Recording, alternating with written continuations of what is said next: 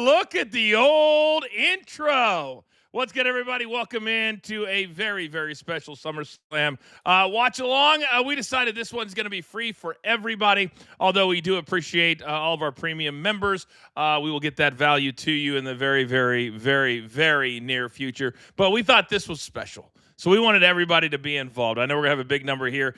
So without further ado, at the event that 23 years ago tonight, close, I turned heel at SummerSlam in Phoenix 2003, one of the great heel turns of all time. So it is apropos that we come on night one, watch along number one, and we're going to see if Cody Rhodes, if they will indeed pull the trigger tonight and turn him heel. Now, the two gentlemen that are going to be joining me tonight, one of them you've been seeing every single day lately.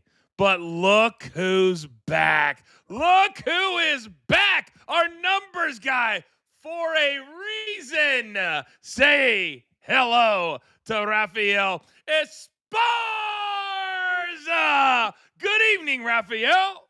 Good evening, everybody. Let me get this before I choke up a little, because I was actually a little bit nervous coming on today when I was logging in, because I haven't done this for a while. I missed you guys. Should be a great 2 hours. We missed you. You look amazing. You look healthy. You look like you put on a little bit of weight, which is very, very good. How do you feel? Feeling good. So far, my Achilles heel is driving. Looking. You don't realize how much you look back, like when you're in reverse or making sure. That's my Achilles heel. My back gives me the middle finger every time I'm in reverse or getting in and out of the car. That's so funny because Mikey does the same thing, just being able to see over the dashboard. So you guys have the same type of thing. It is what it is. Oh no! Did we get the pierced lips? Wow. Did we get the poo-poo face this early in our SummerSlam watch along? Mikey P, good evening. No, I was actually just shocked that you didn't put me in the car seat in the back seat. I guess I'm happy I actually didn't be in the passenger seat. So thank you, Coach. I'm a big play now. I was going to come in here and be like 23 years ago. Today was one of the greatest moments as a professional wrestling fan. I was going to put you over. John Cena can't hold a candle to your heel turn. All these things, but you know what? I can't see above the dashboard, so I must have missed it. I mean, you complaining, crying like a little baby, that's not going to work. Not on a SummerSlam Saturday. No. So, gentlemen, here's what we're going to do. And I know there's a lot of new people out there because our numbers have been exploding the last month or so. Thank you to certain people for bogarting this corner of the media space. But, gentlemen, I am super excited for the match that we're starting tonight. So how we do these watch-alongs is we kind of go along with the final two matches of the show, and then we'll have a full post-game show as soon as they are done. And it's interesting, and Rafael, I'm going to let you start, because I was a little bit shocked when I got up this morning and I saw that WWE has decided to not put Cody and CM Punk as the last match, but instead is putting Oba and Brock in Hell in a Cell. Does that surprise you? Blew me away. Told the wife, hey, you know what? Oba and Brock will be the first match. So I'll have dinner with you before I go to my office and stuff like that, because I want to watch the first match. And then I saw that on the internet. I'm like, what the heck is going on? And then I saw the main event being Brock and Oba. Yeah, I'm blown away. So that means the main event better blow me away if Oba and Brock is the last match on Saturday night. Yeah, it says a few things to me, and Mikey, I'll come over to you, is that we know the storylines that since they announced this Cody CM Punk, ticket sales have not gone up. A lot of people online are complaining at the lack of storyline. You've got two absolute baby faces. And so, Mikey, to me, when you're having a main event, when rarely do you want to have two baby faces, because normally you've got to do something to differentiate with the crowd. So how do they do that now with Cody and CM Punk when clearly both are baby? Oh, God. I don't know this woman personally. Let me just say that. But her ring announce style drives me insane. Like, drives me absolutely insane. I could name 4 ring announcers, including Lillian Garcia, I would rather have than her. Anybody else? Does she bother anybody else? I've grown to yes. Yeah, I've grown to just accept. You accept it. Yeah. Okay. I have not. Mikey's 100%. Mikey's 100%. But every time I hear her voice, your face goes into her body because how much you hate her. Well, I shouldn't say hate. Yeah, I don't hate her. I just hate the style. Like, I'm sure Yes. she's great. You know, it really is. But I just to me, I always think of Howard Finkel. You know, I loved Howard Finkel, the late great, passed away a few years ago. He made everything fit. You remember in the 80s? Sorry, Mikey. Remember in the 80s, Raphael, when they would have like, why are we getting the poo-poo face two No, you're times not. in I was 5 like, minutes? oh. It kind of felt like that way. And I see we've got super chats coming in too. We'll answer all of them, $5 or more. If you have a question and or statement, producer man will send it to you. We'll get them right up on the screen. But Raphael, remember when the Fink used to be in Madison Square Garden? Oh, yeah. Remember, it was like Hulk Hogan and Macho Man or the Iron Sheik, and it felt like a main event. This feels like a performance to me. It's like, this is what an announcer is supposed to sound like, so I'm going to do it the way that's how it feels to me. It's like a Broadway experience when she announces the names. I feel like I'm in New York getting ready to watch a show, and they have that intro lady that comes out and talks about the show a little bit. That's what I feel when she's out there. Correct. Now, we have to be very, very careful. We do not have the sound up. So if you have something or if I'm missing something, I can't listen to the show. Because if we give 1 second of on air and it leaks over our on air, guess what happens then? We get written up, and that's not something that we want. All right, Mikey, does it surprise you that this is not the main event tonight? Well, you know, Coach, I would say yes, but it almost feels like Creative and Trips is giving himself a little pat on the back. Because if you look at the big thing you talked about, asking the question is, you kept going back and referring to the storytelling, right? Mm-hmm. The storytelling has been pretty mid, to say the least, between Punk and Rhodes. The only thing that they've gotten right, which is I do not really understand how they can have one match correct and the rest miss. The best storytelling they've told is Oba and Brock. So I think Creative is giving themselves a pat on the back and going, well, this is the one we got right. So let's put it in the main event. That's the only thing that makes sense, is they want to highlight that they actually did a good job. You know, that's I think a pretty on point take. I also want you guys to think about, because during the post game show, I want to do one high, meaning the thing that you like the most. And for me, it's very obvious, and it's probably not something you guys are going to even pick up on. And then I want your low point for the night when we get to the so your high point and your low point. So start to think about it. Maybe take a little bit of notes like I am, because it could still be coming. It could have already come, because I thought tonight. Oh no, okay. I thought Cody was hurt there for a second. So far through the first 4 matches, what would you guys give SummerSlam? So far, say 1 to 10, Raph. What would you give it? Because we've seen Liv win. We saw LA Knight and LA Knight Solo and Royce Keys. They won. Then we saw Fatal Influence. They won. And then we saw Gunther. So those are the 4 winners so far. What do you give the show? I'm gonna give it a C plus. Really enjoyed the Liv Morgan first match. I thought it was outstanding. But Solo, I'm a big Solo fan. I love the comedy routine that he's doing in the ring. The fans love it. I have caught on. So I think I bumped it up a little bit because I love me some Solo comedy. Man, my guy goes from a 5 to a C plus. All right, Mikey, 1 to 10. How are you grading the show? Well, I was going to say, on a grading scale of A through F, Coach, I'd give it a 6. Here's why I give it a 6, though. I actually have been impressed with a lot of the matches. I don't think there's been a lot of wasted time, a lot of wasted spots. Like, everything has made sense. But where we're at right now, I'm giving it a 6 because it gives room for growth and for these last 2 matches to really put the show over. That's why there's a and main event. So let's go home the right way. Let's get it above. Let's get it to an 8 at the very best. Okay. All right. Now, I will say this, that they just had an angle, and I think they probably did a phenomenal job of handing out tickets today. I guarantee you're going to see some stories in the next couple of days that they handed out probably 5,000 to 10,000 tickets today, because it up until yesterday they were below 30,000, which is below half. What would if it was you? Would you rather hand out tickets so you could still show that camera angle behind where they are right now? We haven't seen that reverse angle. So the angle you're looking at right now, for people who don't know, we call that the hard camera. The reason we call that the hard camera is because the cameras are in a hard spot. They don't move around.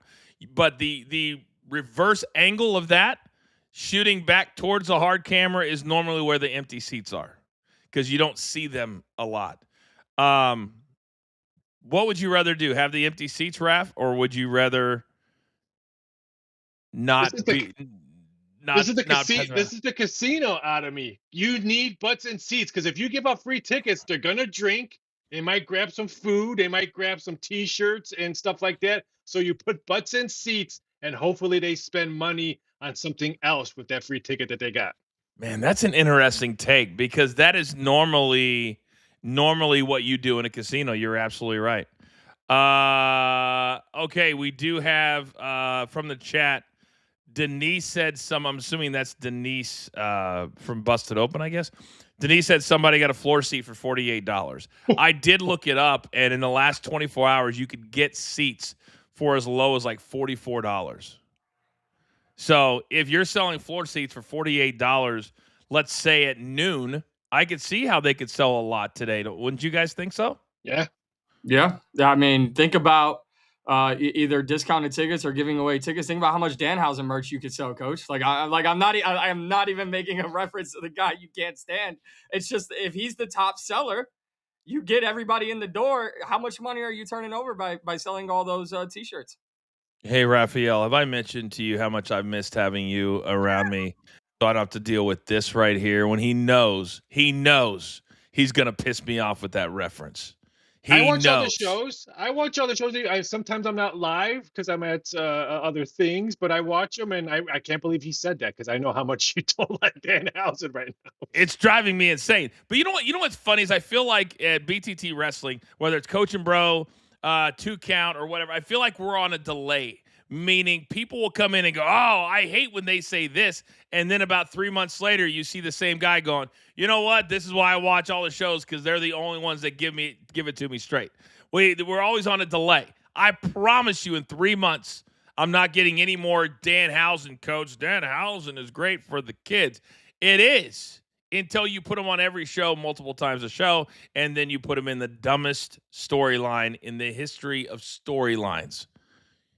Human Money's on a pole match, which thank God it's tomorrow.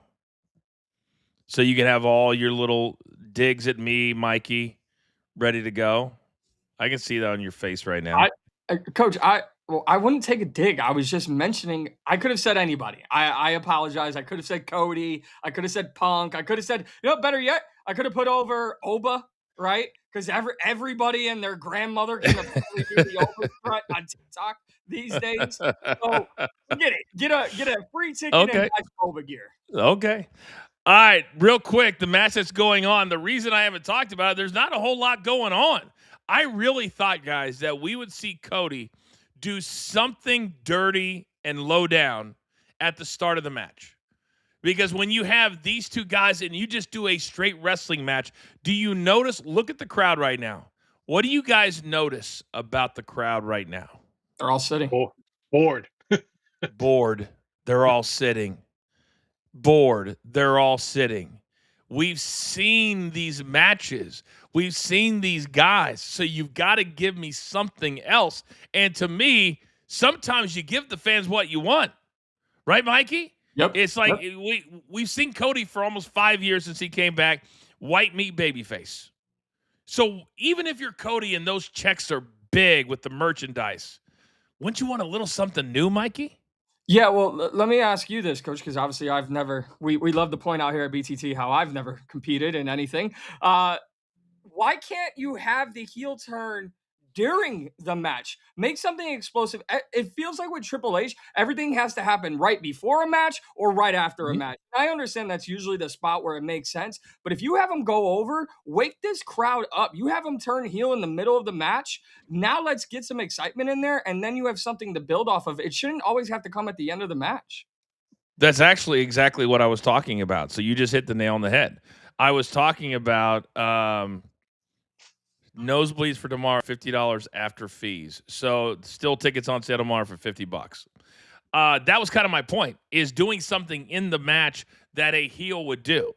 You know, I always refer to WrestleMania 18 that I was a part of with Rock and Hogan. They had rehearsed in our hotel for the entire week because Hogan was at a point where he couldn't remember everything. So they had to go over move by move by move by move. And they get in the ring for WrestleMania 18 and the crowd starts cheering Hogan and booing The Rock. We thought it was going to be just the opposite. So they had this entire 40-minute thing put together that did not work because a babyface does different things than a heel. If I'm standing in front of you, a bad guy, Mikey and Raph, would punch you in the face. A good guy would not punch you right in the face. That's the difference between the two. It's pretty simple. So at WrestleMania 18, Rock became the heel for 45 minutes, and it worked. But he had to stand there and tell Hogan what they were going to do to change it. To me out here, when you've got two baby faces, this is the problem. And this is what I saw a lot of people, whether it's me, JD, Vince, whatever, said, if you don't have a clear-cut heel, Rafael, then you're going to have a dead crowd. Because a great wrestling match between a 47-year-old and Cody's not nearly as old, but they've already seen this. They need something else. And this is also SummerSlam.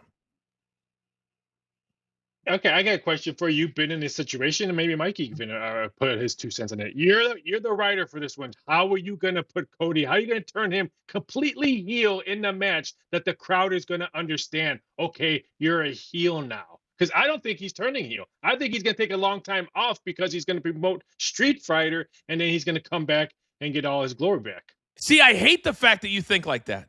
And I'm going to tell you why.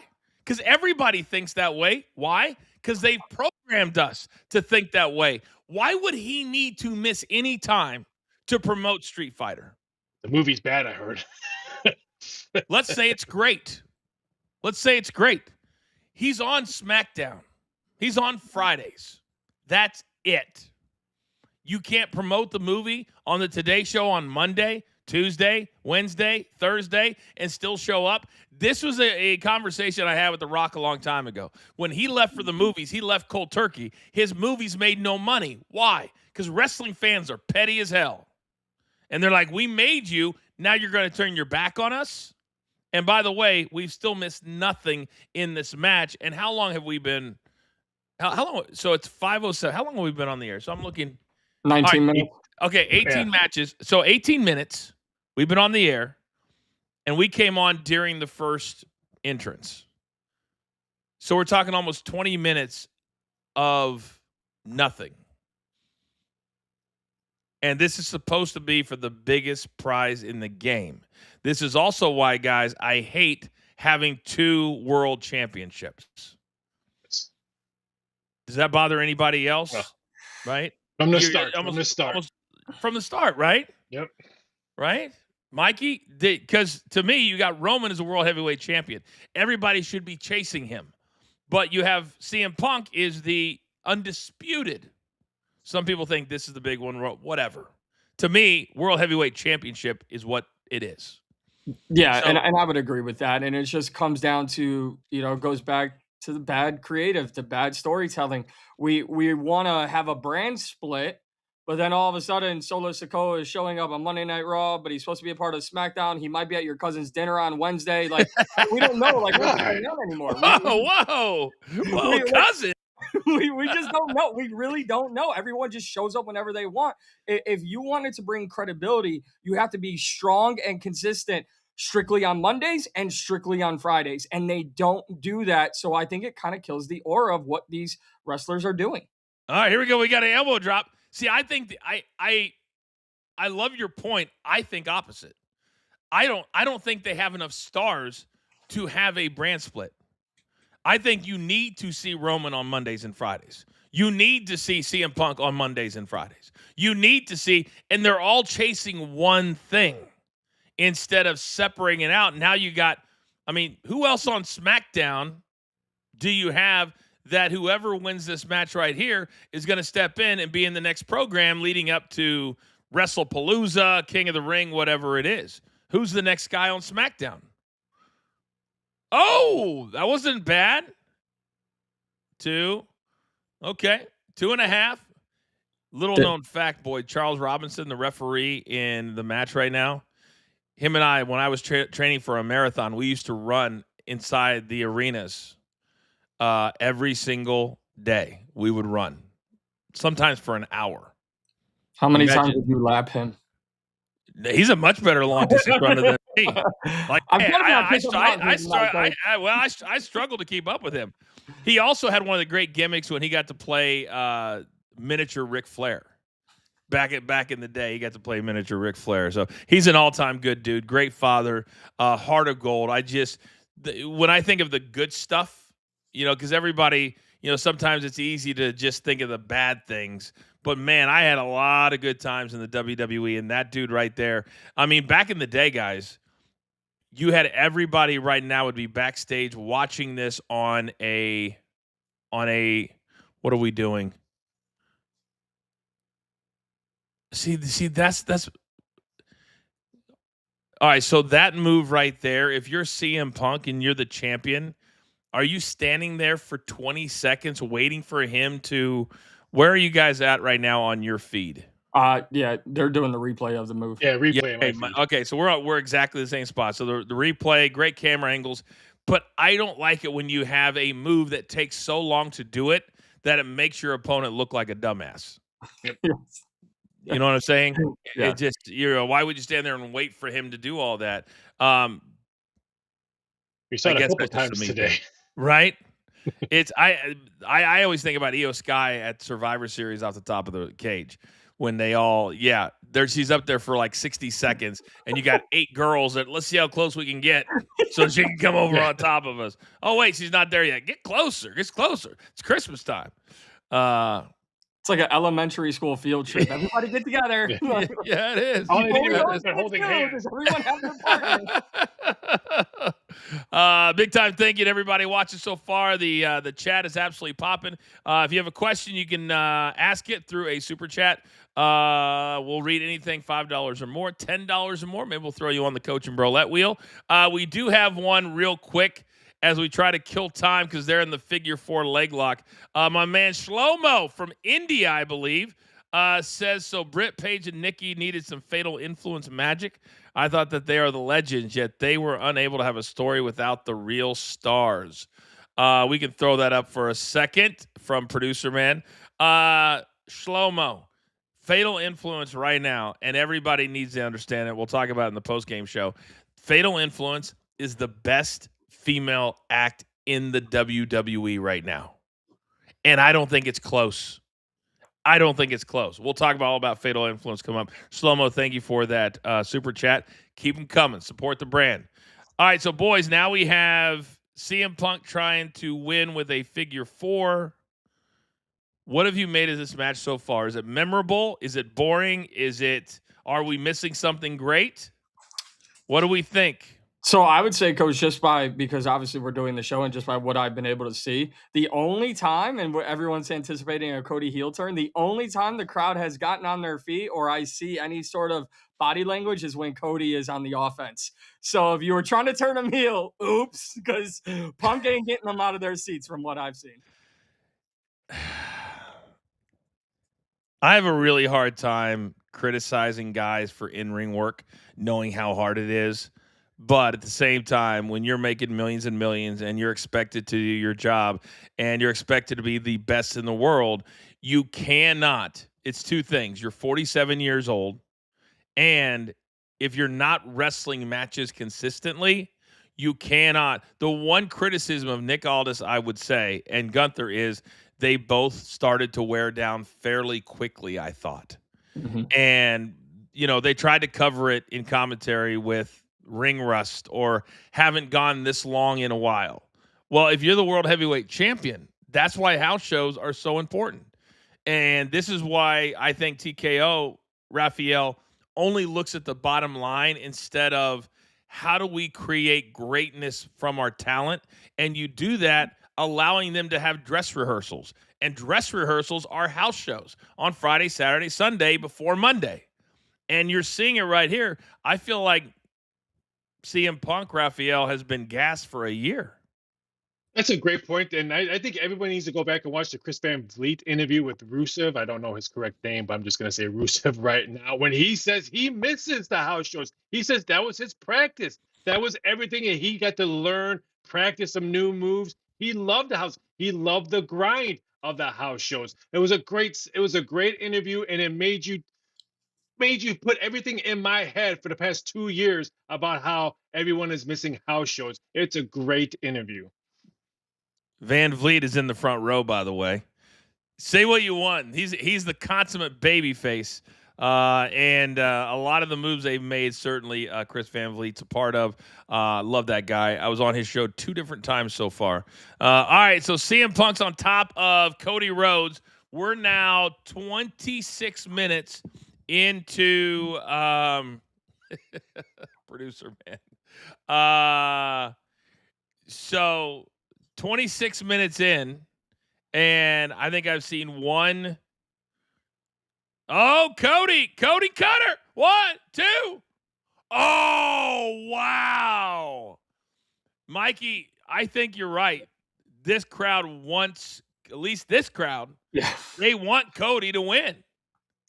Yeah, I don't know if the IWC wants Cody to win, but right now, whoever's in Minnesota, they're only getting out of their seats for Cody Rhodes. And so at this point, and you know, Rafael, and you mentioned the movie, man, you can't be QB1 and taking weeks off to promote the movie. And if it's bad, that's even more reason to be like, don't quit my day job, right? So I don't think we're seeing Cody go heel or going anywhere, especially if they're reacting like this right now. I think this is a mistake. I think it's a mistake. And Cody's probably one of 3 guys in the company that they would actually listen to if he said, I would like to do this. I think the other guy just happens to be in the ring with him. But if you're Roman Reigns, it is. I just think it's a mistake to not have at least 2 or 3 legitimate old school heels, because this is what you run into, is a crowd that, and now they're starting to get on their feet, because I think they realize at almost 30 minutes. What time did this show start? It started at 3 o'clock. So we're about 2 hours and 17 minutes in. Oh my gosh. CM Punk maybe not do a backflip. All right, so he just did a backflip, completely missed him, and then tried to cover him. Just a bit outside. Yeah. Just a bit outside. I heard Bob Uecker say that when he missed it. Coach, also, when you talk about the heel turns, though, and just having 2 or 3 really good heels in the company, the problem is they can't sell us one good heel. We had Dom Mysterio with all the heat behind him. He probably couldn't even hear himself think. And what is he doing now? He's getting beat up by people shorter than me. He's the AAA champ. Like, there's just... It doesn't make sense to want to believe that they can actually do right by having multiple heels. Bring back Drew McIntyre. Where is he at? He's been shooting a movie.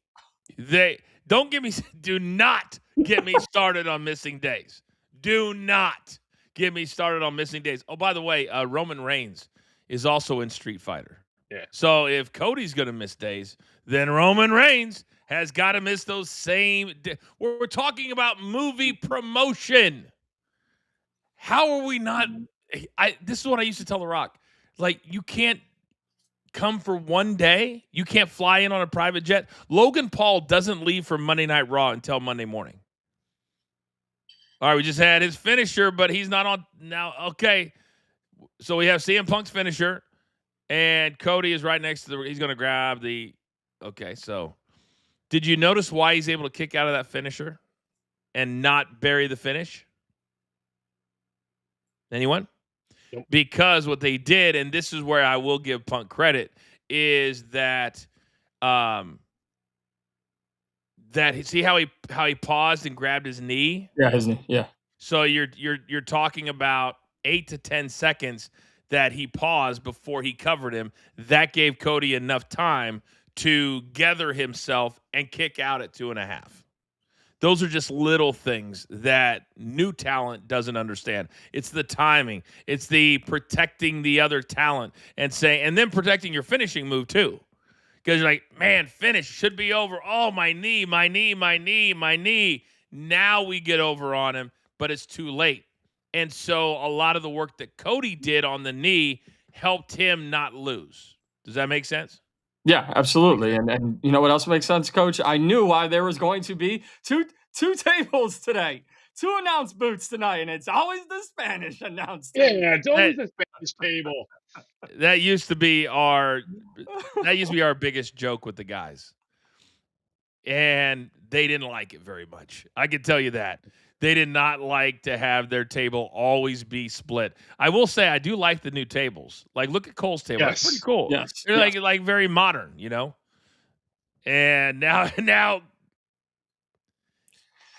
they must be watching. Way to prove me wrong, Cody. And Cole hates this. The whole rake, because what happens is when you rake it, you have the possibility of pulling out Cole's microphone cord. Ooh. That's happened before many times, and that really look, he just cleared off the table. And if you're Cole right now, you're saying, why would you do that if they're gonna come back to the table? Mark my words. They're coming back to the table. They would not waste that if they were not going to use it. Mark my words. You mark my words. They'll go back to the table. Coach, I just have a very bad sense of humor. I'm just imagining Minniehausens putting the table back together and then everybody going back. That's what you would do. Why would you say that? I was so positive. I've been so positive for 32 minutes. And you brought up Danhausen and the Minniehausens. Twice. I swear. Twice. All right. Now, as I've been dealing with you, where are they back right now? Where are they at right now? Can anybody tell me? Right at the table. Oh, Are they back at the table? They are. Do I know how they put matches together? I think I do. You would never scrape all that off and not use the table. And now you're going to, this is a great shot right here. I love that camera shot with Cody looking. And remember a year ago at SummerSlam, wasn't it Logan Paul and Jelly Roll? Yep. Was it at Summer? Was that a year ago? Yep. I can't believe it's been a year. Wow. This was the move. And you're going to do it. Oh, God. Oh, no. Oh, no. He can't even. No. That did not look good. Yeah. That did not look good. He did not want to do that. No. He came down on his knee. Yikes. Ouch. Show me. I don't know if he gave him the. I didn't see anything like thumbs up or anything. Yeah, I didn't either. Well, if Charlie got back in, he's fine. You could tell how uncertain he was up there. Yeah. There's just something. See how he lands on his knee? Yep. Instead of on his side. All right, watch. This is a much better angle. Yep. Watch how he landed with his foot and his knee. Mm-hmm. Instead of what he should have done is, that's why he should not have done it. Because anybody that remember Logan Paul? He came down on his complete right side. Logan Paul's a freak of nature. But can you imagine if Cody would have still been there and he landed that way on Cody? Think about it. Foot first, right in Cody's side, broken rib. Yep. Then your knee follows it, 2 more broken ribs. And then you fall. I mean, it just would have been all kinds of ugly. But I wouldn't do it. So give him credit for that. I don't think he wanted to do it. I think while he was up there, he wanted no part of that. He said, I'm 47 years old. Yeah, he's up there going, wait a second. This sounded really good at 2 o'clock this afternoon. It sounded really good 5 hours ago. And now I'm like, oh, damn, I'm already up here. I might as well do it. All right. Okay, so that. It's not. Yeah. So you do the. So that's bad writing right there. Yeah, it's just. I don't even. And Raph, you know what's crazy is it's not even writing. That's not even the writing. That is the writing only goes up until the match. And then they have to go, okay, what story are we telling in the match? That goes with the agent and the two wrestlers. So that was a Cody thing and a CM Punk thing. And now he's knocked out the ref. And that's Cody's finisher and CM Punk. I feel like we need something big happening here. I feel like we need to see a run-in of some kind or somebody. Oh, wait, look at this. Who just killed? It's like I know the business. It's like I know the business. Randy Orton out of nowhere as soon as I called for it. Randy Orton, and I get a wink, and he takes out Cody. Then he gone. Maybe I should have just put this whole match together. Maybe it would have been, I mean, I've literally called everything 10 seconds before it's happened. So now the question is, who goes over? Is this an easy 1, 2, 3? Or has Cody had enough time, boys, to recover if he tries to cover him here? And why would Randy do that? Why wouldn't he go after? Because this is where the storytelling fails. We don't remember, and maybe the announcers are saying it right now because I don't have the sound up, but when you haven't seen somebody for 6 freaking months, we don't remember the story. All right, there's the finish. And there we go. 1, 2, and 3. CM Punk with the win, thanks to Randy Orton. And let's see if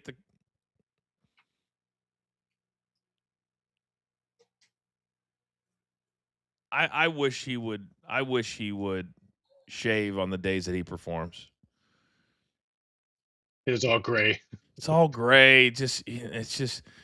I used to when I was a Sirius, I used to argue all the guys that work there like in their 50s, and they're like, "Oh, age means nothing, coach." No, but the looks of it certainly does.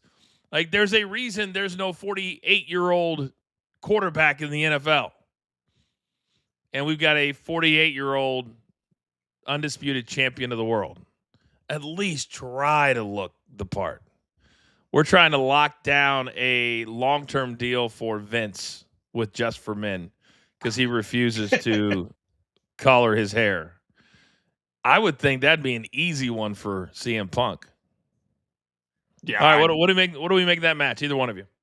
Well, I'll start with this. After watching this season of Unreal, I know how they figured out how Randy was going to happen. They all sat in the room and go, "So what's the big moment?"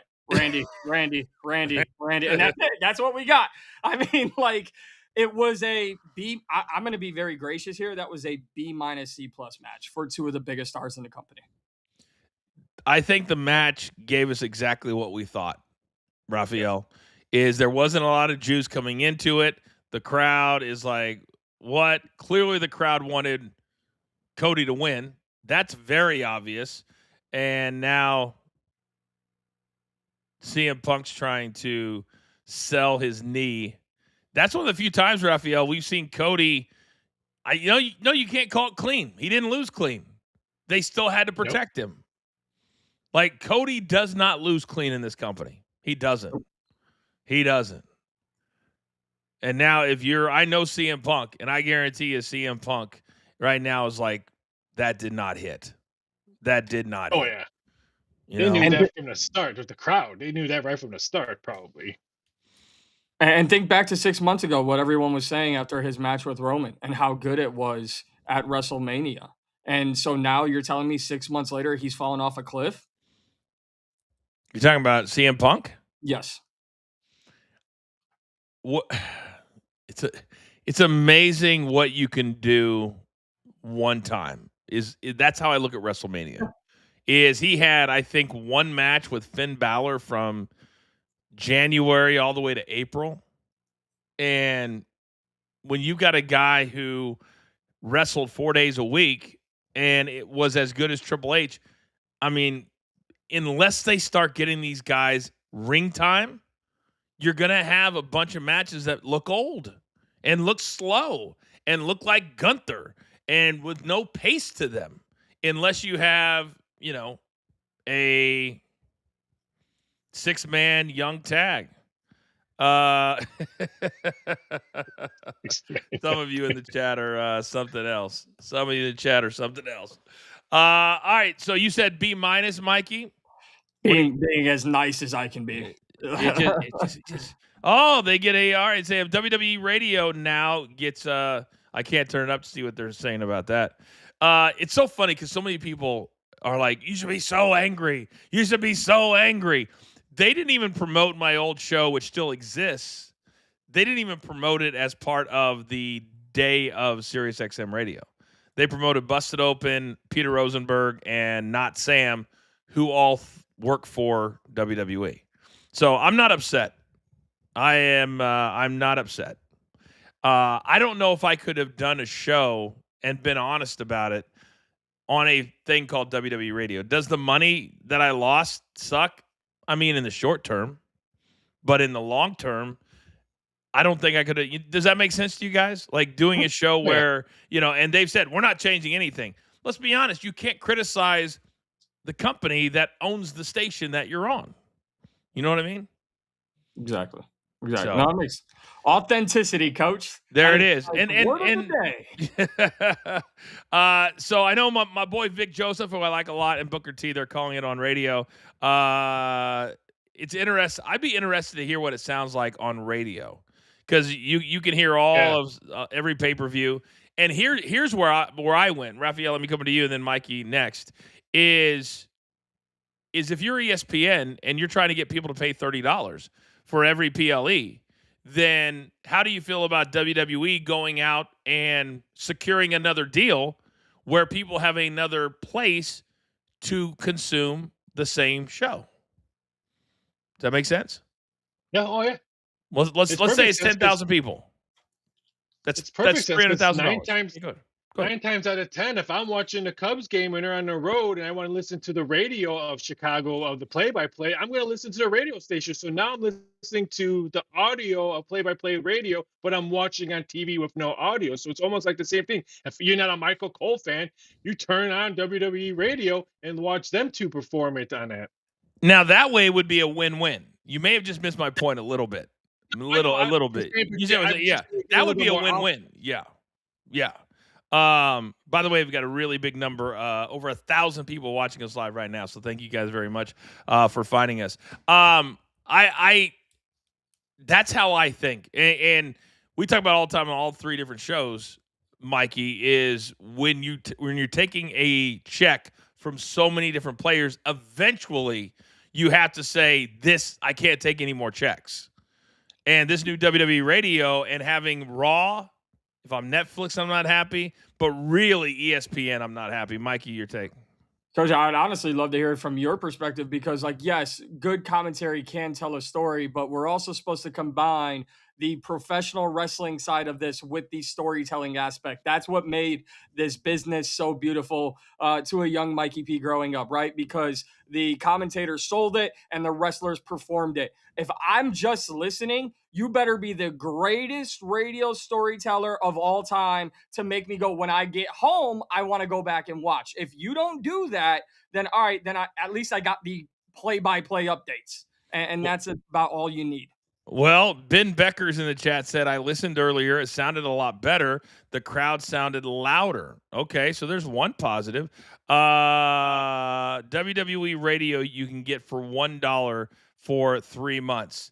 You know what's so funny is I used to pitch to them, hey, why are we not using our YouTube channel, which you can monetize? And they're like, well, that would take away from the subscriptions for the whole network of SiriusXM, right?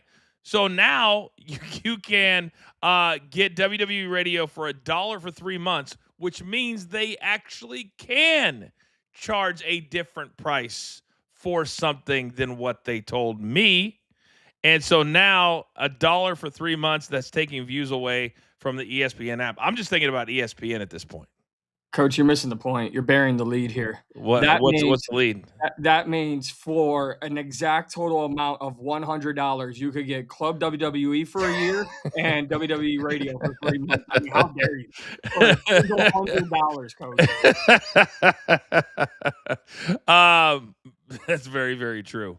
By the way, I've got to give them a lot of credit because they are masterful in how they, I think, mask taking money from you.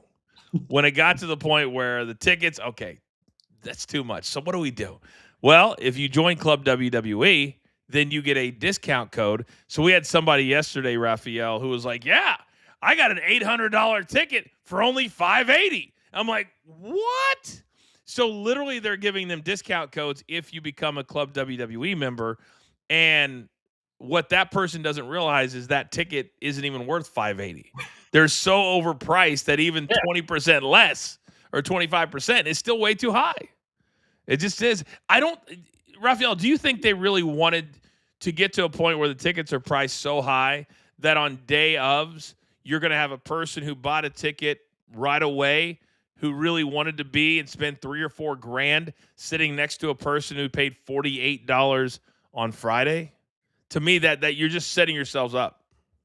You're setting yourself up for failure, because I'm going to go back to the casino industry, because I remember when Celine Dion, the first person who ever had her own show, and her prices were through the roof when she started, and they had to bring it down because everybody in Vegas was like, how are we going to compete with that? Other performers wanted to go to casinos. We can't compete with that price tag. So they actually had to come back down. So yeah, I don't understand what WWE is doing with these prices. It's just unbelievable. What about the families, the kids who want to go? What about the kids? So right now they're doing a Danhausen human monies reserve now. So, oh my gosh. Okay. I wanted to respond to you, Rafael, but this is crazy. They are selling human monies at WWE Shop, and they're showing a video from the ESPN ice cream truck where Danhausen was handing out ice cream. Now, this is smart. This is actually smart by ESPN and WWE, but that's where he should be the entire weekend. That's his gimmick. He should not have a match with the most over heel in the company tomorrow and get beat up by little people last Monday. Human monies on a pole match. All right, so now we got Joe Tessitore and The worst title. What's that? It's the worst title that I've ever had to type when I'm doing betting lines and stuff like that. That had to be the worst title ever in my 20 plus years of doing wrestling odds. The worst title ever. What are the odds, by the way, of Danhausen and Dirty Dom tomorrow? They are. Leave them up because I'm going to ask about Danhausen's a huge favorite. Danhausen's a huge favorite to beat Dirty Dom? Yeah. Oh my God, what is this world coming to? All right. The next and final match. Brock and Oba. What are the odds, Rafael, currently? Oba money all day long. Open up at minus 1,600. It's probably up to minus 3,000 right now. It's Oba. But at the same time, we've had 2+ money winners today. So who were the plus monies? Was that LA Knight? LA Knight was one of them? Yeah, it was LA Knight. That was that was a 2-to-1 shot right there. Wow. Okay. Fatal Influence. They were all betting Nikki Bella and the Bella Twins on that one. Oh my gosh. I wish I would have known who was doing that. Just because I don't agree with everything that they do, they're not going to fumble Fatal Influence. No. This group, I mean, Jacy Jayne, literally when she was born a child, was a heel. Everything she does is heelish. Like, she's the greatest female heel I've seen since I came back and started watching 5-6 years ago. I mean, she's amazing. We'll get more into her in a second. All right, so we are down to the final match. If you're just joining us, they announced earlier today, at least that's when I saw it, that instead of the Cody CM Punk, which thank God, guys, thank God that was not the last match. And all we got was a Randy Orton run-in, and we still can't figure out why. But at least here, we've got an up-and-coming superstar who we just saw Mikey in Unreal, where Triple H literally told him in every episode, you're the guy, soak it in. And then you've got Brock Lesnar. What this tells me is that Oba goes over and Brock gets his moment at the end of the show with his people after 25 years, and this will be it for Brock Lesnar. Do you agree, Mikey?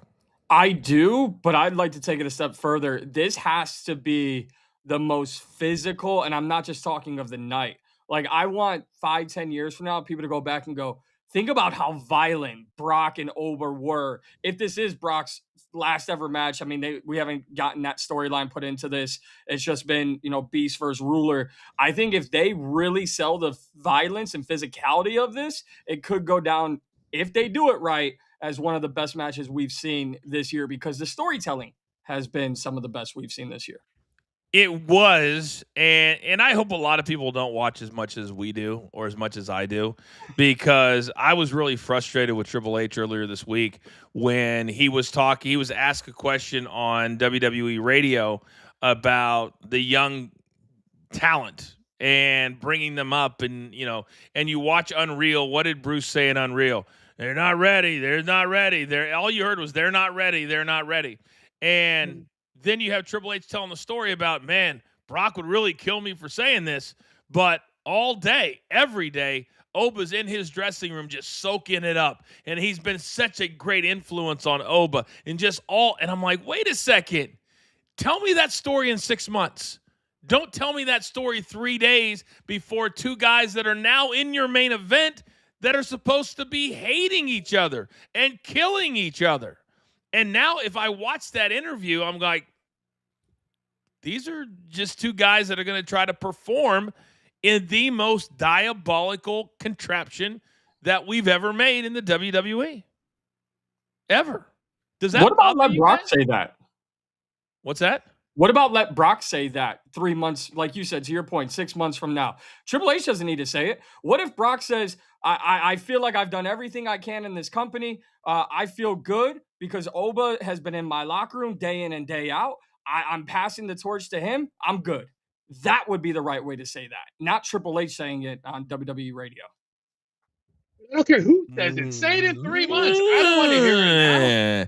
I don't want to hear Brock say it in 3 months like that, although you did say it with your chest out. So I appreciate that, Mike. You did say it with your chest out. To me, I want to keep up some facade. So what I would do is, when this is all over with, if you want to do that to your way, just throw in something where Brock was like, hey, listen, when I called you the B word, when I did this, when I did that, I was testing you. I was testing you to see if you had it in you to go up against the greatest, to go against the most dangerous man of all time. That's all this was. It was simple. Now, if you do that and then you do what you say, okay. By the way, I feel like he's dropped like 15 pounds. He looks amazing. I mean, this dude, his tryout was only 4 years ago. He's gone from tryout to main event of SummerSlam in 4 years. Coach, how's your Oba? Gunther looks like he's lost like 50 pounds. You think he looks like he's lost 50? No, Gunther looked really bad today.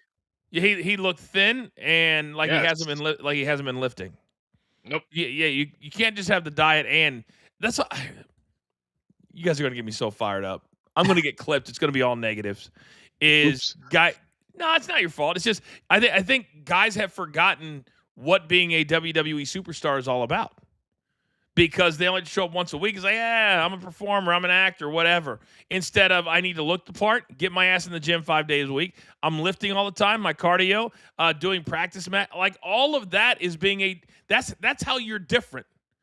If you're not doing any of that, you're just like the guy at the gym that's kind of in good shape. Like, Oba looks like a WWE superstar. Yes. That's the standard. So if you're not trying to be that, then what are you doing? That's what I would ask everybody on the thing. I'll give kudos to Punk. Punk has been hitting the gym since he's been back, and then when he looks like now, you can tell he's hitting the gym. He definitely has. Now, has he been hitting the swimming pool? Has he been hitting the track? Is he like all the cardio? I'm telling you, I would love everybody who criticizes anything, and I'm allowed to because I've done this. Is if you're going to criticize, then I'm going to put you in a ring, you're going to run the ropes for 30 seconds. And I promise you, you won't make it to 30 seconds. It's that devastating to your cardiovascular situation. All right. So what are we thinking here, boys? What are we thinking? Oba, clearly the biggest match he's ever had. I think this is bigger than SummerSlam, or excuse me, than WrestleMania. We agree? Yes. Yes. How do we have both guys win in this scenario tonight? I'm just going to go back to it's got to be violent. And the one thing now that we're getting ready to start the match, the one thing that comes to my mind, Coach, is how long until the first punch? Because these guys have said everything about one another. They've called each other every name in the book. If there's that much animosity, are we going to let this build up like Rock and Hogan at WrestleMania 18? Or are we going to get right down to it? Because what the story told me is we got to get right down to it because now you can't go anywhere. So I'd be interested to see how long it takes for the first punch to be thrown. Okay. I'm going to start, and I'm assuming they're yelling Oba because he's putting his head to his ear. So I'm going to start the clock right now. And this is with Oba in the ring. What's the over-under on win the bell? So I'm starting it right now. What is your number, Rafael, for how long this entire thing takes until that bell rings and we get a 1, 2, 3? 8:45 Eastern right now. I'm going to say it's a 20-minute match. You're going to say 20 minutes from this moment. We're at 17 seconds right now. Mikey, so he says, Rafael says 20. What do you say? I'm going to say 25. 25 minutes.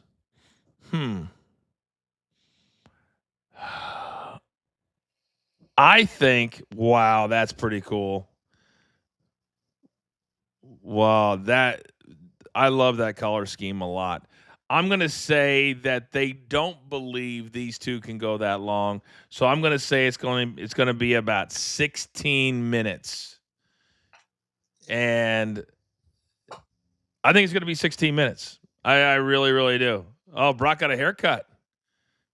Boy, he looks great. Oh, no. I thought it was all of them. What do you mean?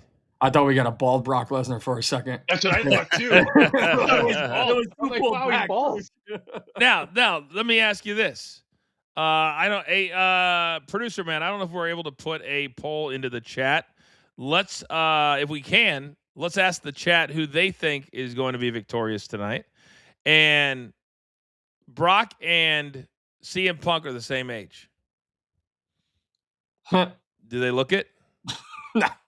No. Brock still looks amazing. Brock looks fantastic. And give Paul Heyman all the credit in the world. He's been able to be with like 5 different dudes all at the same time. Whoever's in the main events, I'm going to go over here. I'm going to roll with Brock. But I'll kind of go over here with the Vision. Oh, that guy got hurt. Let me roll over here. Boys, I'm telling you right now, what do you think it feels like when Brock puts his hands on you? Pain. It is scary. It's scary. It's happened a couple times to me. I asked Randy Couture one time because he fought him in the UFC. And he looked at me and he goes, Coach, it's a little different with me than you. And he didn't even mean to be insulting. He's a former UFC heavyweight champion of the world. I, the last time we checked, am not. So, of course, it's going to be a little bit different. But he did say that when he fought him, this was almost 20 years ago, he was still like a man beast. The biggest shot I ever... That scared me. What's that? He's the only athlete that I've ever met that scared me. I've met Mike Tyson, Lennox Lewis, all these other boxers in Vegas. When I met Brock Lesnar, when he fought and beat the crap out of Frank Mir, he scared me when I met him. He was just his look was just scary as hell. Can you imagine being a human being where you know that, with the exception of maybe 1 or 2 people, all right, bell has rung, with the exception of maybe 1 or 2 people that walk the earth, that you could take them out at any point? Imagine that for a second. All right, so here we go. So they ring the bell before the Hell in a Cell has been put down. So now Why is that? I don't know, Raph. I don't I know. thought you were giving us some cool knowledge right there. I was just No, waiting for that. no. I've always thought you don't ring the bell until the match starts. I wonder if it's stuck. Oh no. Oh no. Oh no. If Paul can't get up, I'm hitting my 25 minutes. I guarantee you they just. All right, Mikey, turn off your microphone and turn up your show and find out what he's doing right now. Like, put your thing on because I don't want to have any sound. I'm guessing, Rafael, that the cell is broken. Why would they have Paul? Why would I mean? Oh no! Oh no! So the cell. Oh, he's announcing Brock. Okay, he's announcing Brock. Okay. That would he be gave a him the nightmare. homecoming intro from University of Minnesota. Oh, did he? Like, Okay. Yeah. Okay. All right. And then here comes. Okay, that makes a lot of sense. All right, that makes a lot of sense. That's pretty cool that he gave him the homecoming. Okay, that's cool. Yeah, it is. And even cooler that they didn't have her do it. Okay, here we go. Here we go. Just I just say it. I'm not the only one. I just say it. I know. But that was funny. All right, so we're at 5 minutes. 5 minutes and 20 seconds, and the cell is down. Both of you really think, Mikey, you said 25. So from here to the bell ringing, we'd have to have 20 minutes of action. I mean, I'm hopeful, Coach. Right? Like I'm very, very hopeful right now. But I'm probably going to be dead wrong. Raph, how do you feel about your 20 minutes right now? I'm scared because I think Mikey's correct. I think we're going to see a heavyweight battle, and if it's a heavyweight battle in there's no way they're going to go 20 minutes. I feel pretty good about my 16 minutes. I'll be honest with you guys. I do, yeah. I really do. I think there's going to be a lot of theatrics. If it gets to 20, it's going to be because there's a lot of impactful moves, and then they'll wait and let it breathe. So Oba off to a really fast start makes a lot of sense.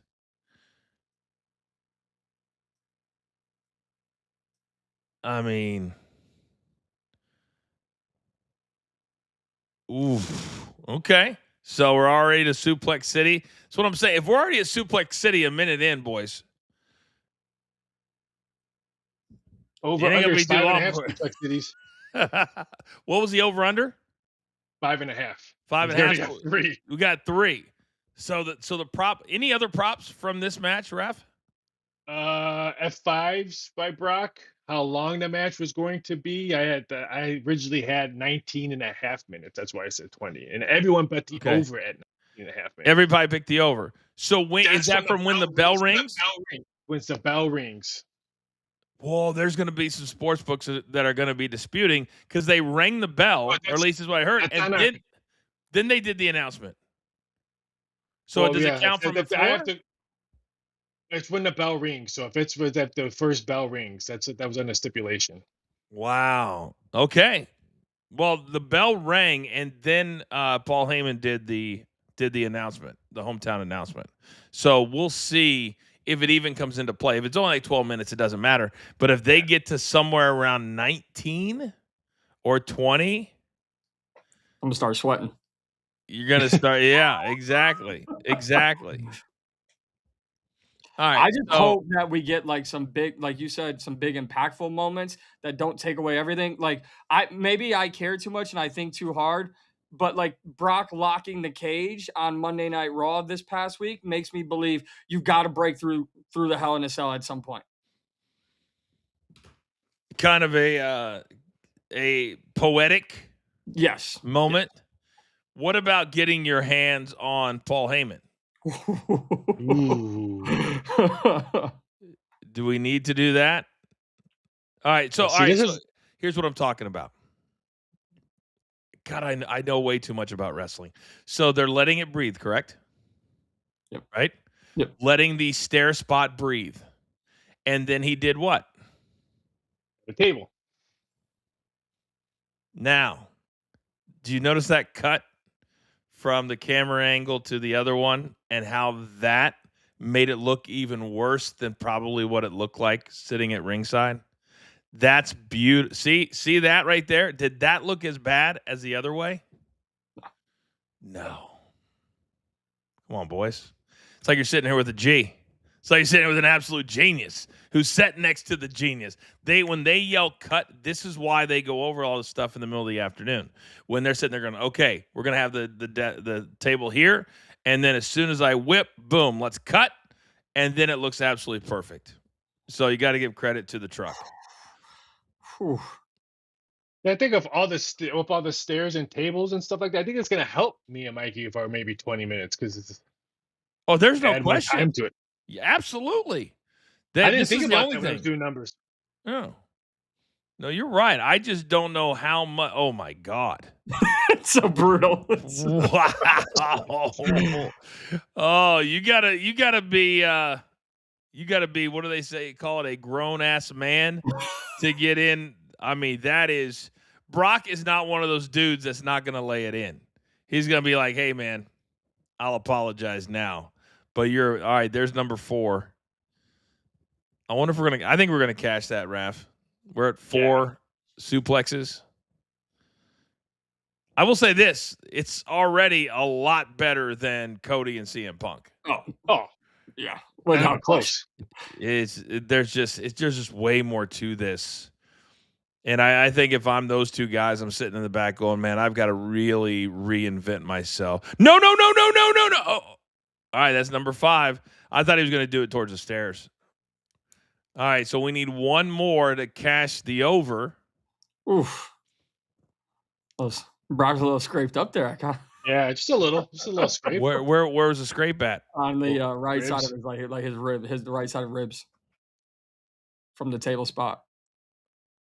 Wow. I mean, I say, ow. He was probably like, what was that? Do you guys notice? I'm seeing a lot of people in the chat. Maybe I have a different chat. I just saw somebody said, "Coach, this looks very similar to your chair shots on Shane McMahon at SummerSlam 2003." They're comparing me to Brock Lesnar. Mm-hmm. Thank you, chat. Thank you, chat. Thank you.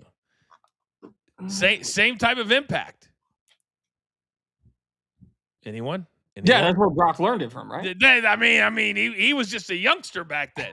Like, he had just kind of broken in. He's like, hey, Brock, why don't you watch how Coach lays it in tonight, and maybe you can learn a little something. I guarantee you right now that Oba's back is feeling it. I didn't notice if he did it the right side of the chair, but if you don't do the right side of the chair, it can. Do you know what the right side of the chair is, Mikey, Rafael? No. So the right side of the chair is the side you can see there that has the writing on it. The seated part is okay. That's the side you want to hit, because if you reverse it. So now what is he doing in this match? He does impact and then what? Let it breathe. Thank you, Mikey. Let it breathe. That's how you take it into the deep waters. That is how you take time. But you do it with the seat, because the seat gives a little. All right, that was almost an F5. Damn! He is strong. So strong. Golly. I mean, he was one of the great shot putters in the country, so. I do like Coach Brock's at least. She's one of the top shot putters. That is true. They do have that in common. His daughter and Oba Femi, yeah, for sure. I didn't even think about that, Raph. Mikey, what were you saying? I was going to say, I at least like in the storyline of these two that while Oba's going to be here for the long haul, at least now there will be wrestlers who said what you said about Brock. Do you imagine what it's like when Oba gets his hands on you? Like, when he really truly perfects his craft and understands his strength, he'll have that same effect that Brock had for the last 20 years of, man, when he got his hands on you, it hurt. Yeah. You're absolutely right. I can't tell you other than maybe Cena. I mean, he's just tossing Brock around like he's like a rag doll. This is how you get somebody. I mean, I don't know in the history of the WWE if there's ever been somebody scarier than Brock Lesnar. I really don't. And the fact that he's willing to give him this much screams volumes at where it's over. That's it. 1, 2. Oh, wait a second. Wait a second. Don't cash that under yet. That was his finish. Was it not? Oh, now. Wow. They set up, faced each other, and then Brock says, oh, this is my town, son. This is my town. F5. Number 1. What's the over-under on this? 1.5. 1.5. That's about to cash because here comes number 2. Boom. Number 2. So cast that over. We need one more Suplex City. Split around. We're going to get 3 F5s. Wow. 3 F5s. 3 F5s. 3 F5s. 1, 2. He's going to kick out. There's no way they're beating Oba with 3 F5s. Now you're creating the monster. Now you're creating the character. You feel it? It's like, this is Brock Lesnar. He can't finish this guy. Everything in the kitchen sink, and I still can't put this dude away. I'm starting to think about somebody who may have put out a video earlier today that said they needed to take Oba into the deep waters and then go deeper. And that's exactly what they're doing. They're creating a monster out of, and now look at this. Another chair shot that you can hear 3 blocks away. 4, 5. What else do I need to do? That's what Brock is asking himself right now. And I guarantee you that's what Michael Cole's saying on the air. Who does Oba feud next with after this match? That's a big question. What's he doing? What are they doing? This is why they had to make this the okay, so now we know why this had to be the main event. Whatever this is, what is Brock doing?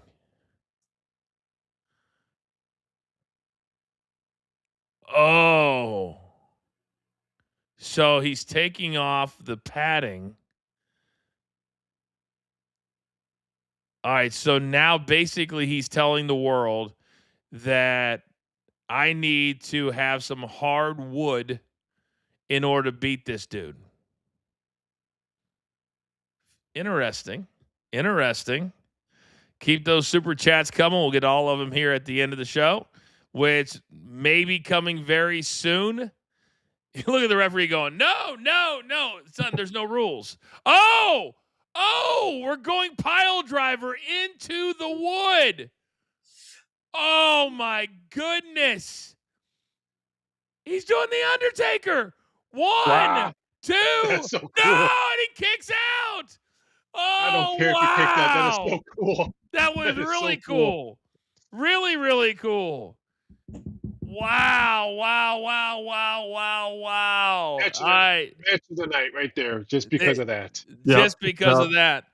And anybody that doesn't know the significance of that, that's just paying tribute to The Undertaker, who allowed Brock to end his streak. That's what they did right there. That is the ultimate respect. And now it's over. 2, 3. That was pretty cool. You pay respect to the guy that got you here, that put you over, and then you put him over. That's how you do it right there. No one's touching that match this weekend. I don't care what they do tomorrow. Now, we talked about what did I say I would love for Brock to do? You can do it right here. You can basically stand up and by your body language, you can be like, I was just testing him. I was just seeing if I was leaving WWE in good hands with him as the next toughest SOB. That's what I would do. Maybe bring Brock out Monday night. Maybe let him come out tomorrow night. and say something if you don't have it tonight. What'd you guys make of the match? What do you think? I loved it. I'm pissed it didn't go 25 minutes, but other than that, I mean, when you hear it from your creative and store and like the way you break it down, Coach, like, all right, you pay tribute to Taker and then you put Oba over. That makes all the sense in the world, right? Instead of just being like, because I could be a curmudgeon and be like, well, damn, hey, they no sold Taker's finish, right? Like, great finish from the way you did it. And I would say I think that in order to do that, they probably checked with Taker. Taker is probably on the road with him right now. But also, you got to remember, I don't even think that that move is legal anymore from WWE. I don't even think they're allowed to do it. So just the fact that they did that, man, that had to hurt his knees, man. Holy smokes. He doesn't have any knee pads on anything either. No knee pads on. And Brock. So now the story is, and he just, I missed that the first time. The punch to the chair, I missed that the first time. Yeah, me so too. Basically, yeah. So now the story is Brock threw everything he had at him, and it wasn't enough. That's what I'm saying on Monday on the show. That's what it is. Now the cell is up. Brock is, where's Brock at? I think he's gone. I don't see him. So if he's gone, then that means he's not retiring. And the fact that they're giving Oba the final look here with the lighting, that tells me we're going to get Brock tomorrow saying goodbye. And they wanted to give Oba his moment at the second biggest event of the year. You guys agree with that? Yeah, I can see it. I could see it because it makes sense, but then we're talking about 2026 WWE creative. So if anything, I could also see Paul coming out on Monday, putting Oba over again, and no more signs of Brock. But okay, hold on. So Brock is coming back right now. So they gave him his moment, and now, God, I wish somebody would have said that he could come back and put him over by body language. I wish somebody would have said that. I almost put a prop up. Will Sable be there? Will Sable be in the ring? All right. So this is what I was talking about is, and this is how you do it. This is, you don't tell me on Wednesday. This is how you do it. See what I'm saying? I'm testing him.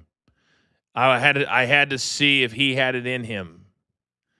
And now, are they still on the air or are they off? Because they ran the credits. Well, I'm still watching on the ESPN app. So yeah. I know Producer Man's going to let me know. Producer Man's watching. And now look, so Oba, I guarantee he's putting him over right now. This is how you go out. All right, congratulations to Oba.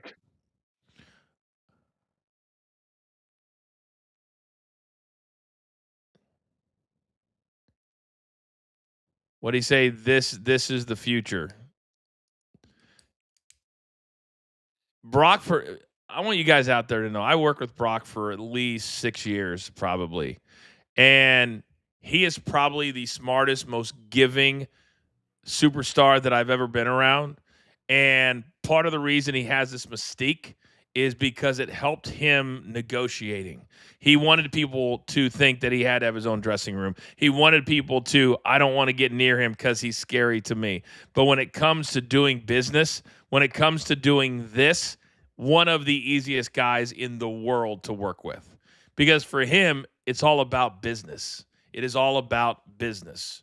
All right, so he called him the future, ladies and gentlemen, then he got out. All right, I see a lot of new people are coming in now that the show is over, so let's reset and welcome in everybody here to our BTT Wrestling Behind the Turnbuckle live watch along. We've been along for like the last hour and 20 minutes. My name is the Coach. We have 3 different wrestling shows right here at our YouTube channel. You can watch us on social media all the time, or you can watch us on our Facebook as well. Coach and Bro twice a week. The 2 Count live on Tuesdays at 11:30 a.m. And by the 1st of September, we'll have the Coach and Bro show 3 times a week. Then, of course, you've got The Last Word with Big Tommy C. Gabby and the crew on Monday nights after Monday Night Raw. Mikey P and our numbers guy, Rafael, joining me live now. Gentlemen, let's get into our post-game show. And I want to start with our highs and our lows. Let's start with the most positive thing of the evening. Mikey P, my guy, the host of Fight Time with Mikey P. I'm going to start with you. What was the number one thing that you liked the most tonight on SummerSlam Night number 1? Honestly, I'm going to go off of what I just saw 2.5 minutes ago, and that's Brock. Not only just the match, but it's what he said when he grabbed the microphone is, this is the past, pointing to himself, this is the future. He didn't need to go into some long speech. He didn't have to convince the crowd. We all saw it with their in-ring performance tonight. Brock Lesnar knows that's the future. He told us that's the future. Doing it in his hometown was an absolute right way to end this night 1 of SummerSlam, the right way to pass the torch to Oba. And I love the fact that they made it the main event. It surprised the hell out of a lot of people, but the way they did it, putting him over at the end, I kind of go back to WrestleMania 18 one more time. And that year, they put Triple H and Chris Jericho on last after Rock and Hogan. And the whole crowd had just given everything they had. Can you imagine tonight if you would have got all that energy and then they would try to do that with the canvas, and then you bring out CM Punk and Cody Rhodes? It wouldn't have worked. So shout out to Nick Khan and Triple H for putting that match on last. It made all the difference in the world, and it was the right call. Rafael, let me come over to you. What was your high point of the evening? My high point was one moment. The Tombstone Power Driver saying, hey, Undertaker, thank you for what you did to me. I'm giving it back to another young wrestler. I'm going to remember this moment, what I just saw, because of that. There's a lot of people, Rafael, that still don't believe that Taker should have ever had the streak ended. That it should have been, 30 years in a row, and it be a record that never is broken. Taker is not that way. And at that time, Raf, he felt like Brock needs that rub. Brock needs that. And that's how The Undertaker is. And I think that you guys saw what I'm telling you about Brock is right there, that I guarantee you that was the most important thing, Rafael, to Brock Lesnar, is to make sure it was okay to have that move in there. Don't you think so? Oh, he asked. He probably got the quick yes, go right ahead. And that was, I didn't get to see it live because we're doing this. I can't wait to watch the match by myself with the sound on and see how it looked live. I can't wait to watch that moment. Yeah, it's going to be really, really cool. What did you make, Mikey, of the Tombstone Pile Driver moment right before the end of the match? Yeah, it makes sense for what this match and this rivalry was supposed to be. It was supposed to be the once indestructible Brock Lesnar finding the next indestructible top superstar in Oba Femi. And when someone was finally able to break Undertaker, that was Brock Lesnar. When someone was finally able to break Brock Lesnar, that was Oba Femi. So you just kind of follow the pattern, walk down the line, and it makes sense. All right, so you guys had your high moments from the same match. I'm going to go to a different match because I like to weigh my takes on the different shows that I do and see, how much I'm right, and also how much they are wrong sometimes. And for me, they have dropped the ball with Dirty Dom immensely. And to me, tonight, Fatal Influence, Jacy Jayne, they are my highlight of the night. They proved once again that it doesn't matter who you are. It doesn't matter if you're Charlotte Flair, Becky Lynch, Rhea Ripley, Liv Morgan, whatever. There is nobody that has as much heat as Jacy Jayne come into the WWE in the last 20 years. And it's not close. And for some reason, when I look at her, guys, and the way, that toothy grin and the way she blows the kisses and the way she kind of orders the other two around, it was like she was born to be a wrestling heel. And she's a really good worker on top of all of that. What do you make of when you see Jacy Jayne? Because it's almost like the crowd when she comes down and she does the microphone thing, like Dirty Dom was 8 months ago when they wouldn't let him talk. Mikey, they don't let her talk either. What do you make of a Fatal Influence, but in particular Jacy Jayne, who they had make the pin tonight as well? Yeah, hurry up. Honestly, like her, like push her to the apps. Everything we've seen in Unreal, putting a rocket ship on Jey Uso and all of it. Do not mess this up. We don't need everyone sitting in a room going Jacy, Jacy, Jacy, Jacy. She can just do it by herself. I mean, she is a true natural. She was born for this business, and everything that Jacy Jayne and what they've done as Fatal Influence is what we really hoped for. We had in Judgment Day with Liv Morgan being the women's world champion. Like, Fatal Influence does it way better. It's not even close. They do it so way better. And then also the little details that I talk about all the time, that part of the reason we criticize the likes of a Sami Zayn. When you look at Fatal Influence, what did they have tonight? Everything they do is the three of them, even though it's very clear that she leads the show. Rafael, did they not have matching outfits for the match tonight? Perfect, right? They did. Yep. They did. But then every move that they make, it's one on top of another on top of another. And then who gets to make the cover and then do the face and basically say we are the best over the OGs, over the legends? Well, that was Jacy Jayne. Rafael, it's very, very important when people watch these matches and the tag matches and or the 6-man or 6-woman, make a note of who gets the pin. It's very, very important, yes? Yeah, who gets the pin and who gets pinned is also very important Yes. as well. So look at both sides of that one. But to me, it was just old versus new. I mean, boy, did the Bellas and the Paige, they looked really old in the ring. So it was old versus new for me on that one. I mean, Fatal, this new tag team 3-team match was outstanding. I can't wait to keep on watching these ladies perform. But boy, old versus new. Yeah, and it hurts me to criticize people that I like. It doesn't hurt me to criticize people I don't like. That's easy. But when I watch the Bellas, who I worked with a lot and I like a lot, and I'm trying to figure out why are they attacking Paige? What did Paige do to them? And then that last soundbite you got when they were walking out, where Nikki says, "Don't take my spot. Don't take my spot." And I'm going, wait a second. You got hurt. You tore up your knee. It was the only way that you could keep your tag team titles. And so Mikey explained to me why that would be a thing for the Bella Twins to be upset about. I can't, but I can tell you this, that when the whole thing happened and Nikki got injured and Paige came back at WrestleMania, the first thought in my mind was, damn, I can't wait for Nikki to turn on Paige. Like, I did this 6 months ago. And the problem is you could have done it so many different ways. If you wanted to be classy about it, you could have had Paige say, hey, I failed you guys. You two need to be back together. Or you could have Paige go heel and just attack Nikki, attack Brie, and say, I can't hang out with these old losers anymore, and just walk away. But no, Nikki is the most predictable thing in this whole match. It's dumb. But you're missing the most important part. Michael Cole in that point says, why is Nikki doing this? Why is she so angry? Didn't you hear what happened today? What came out? That Nikki Bella has not had intimate relations since her divorce. She's angry. Of course she's angry. That's what she took it out on Paige right there.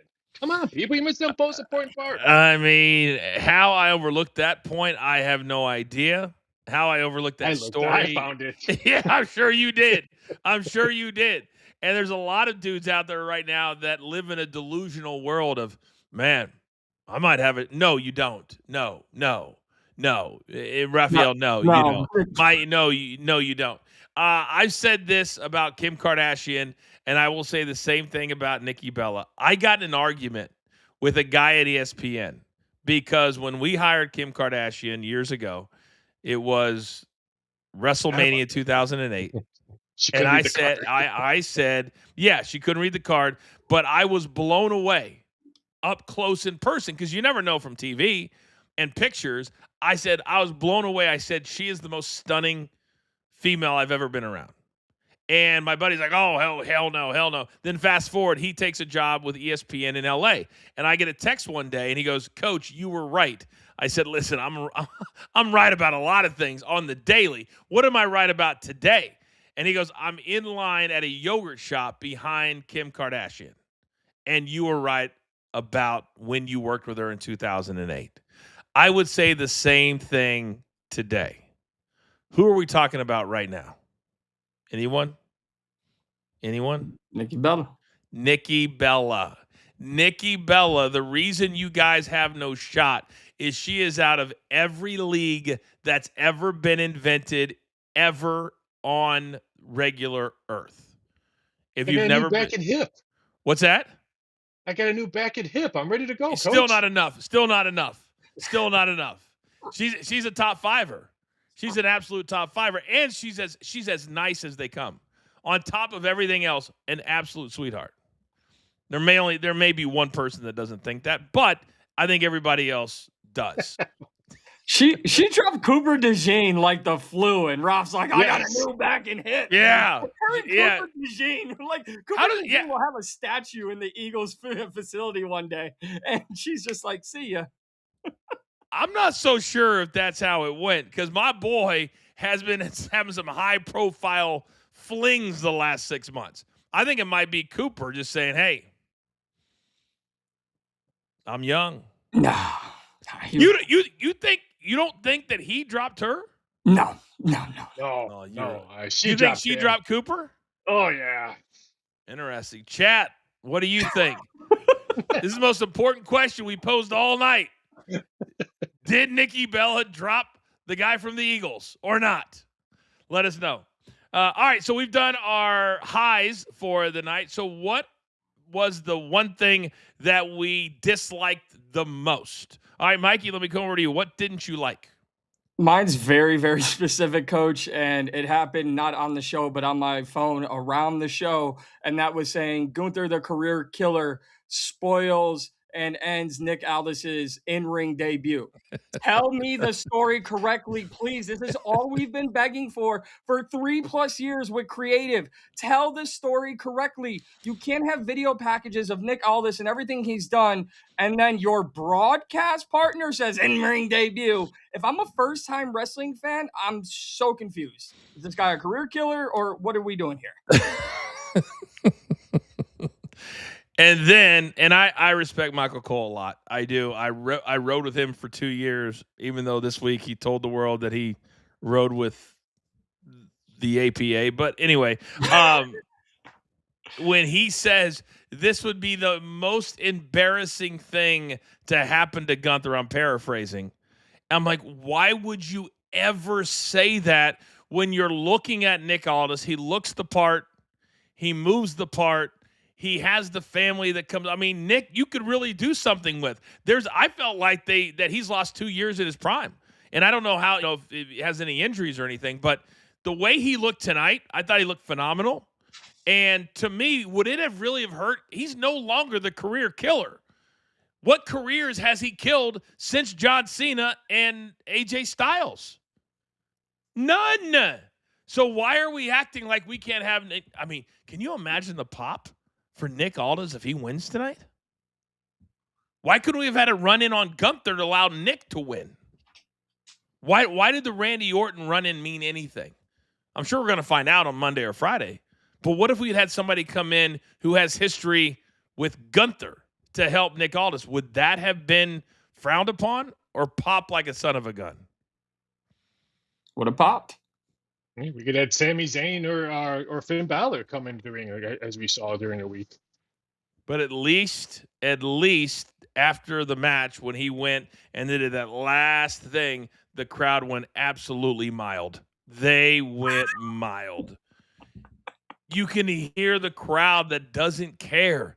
Whether you want to admit it or not, Gunther just isn't over.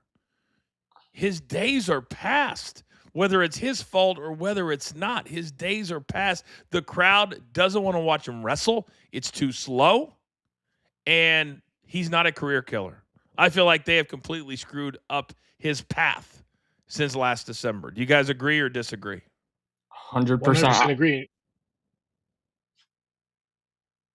I agree with myself.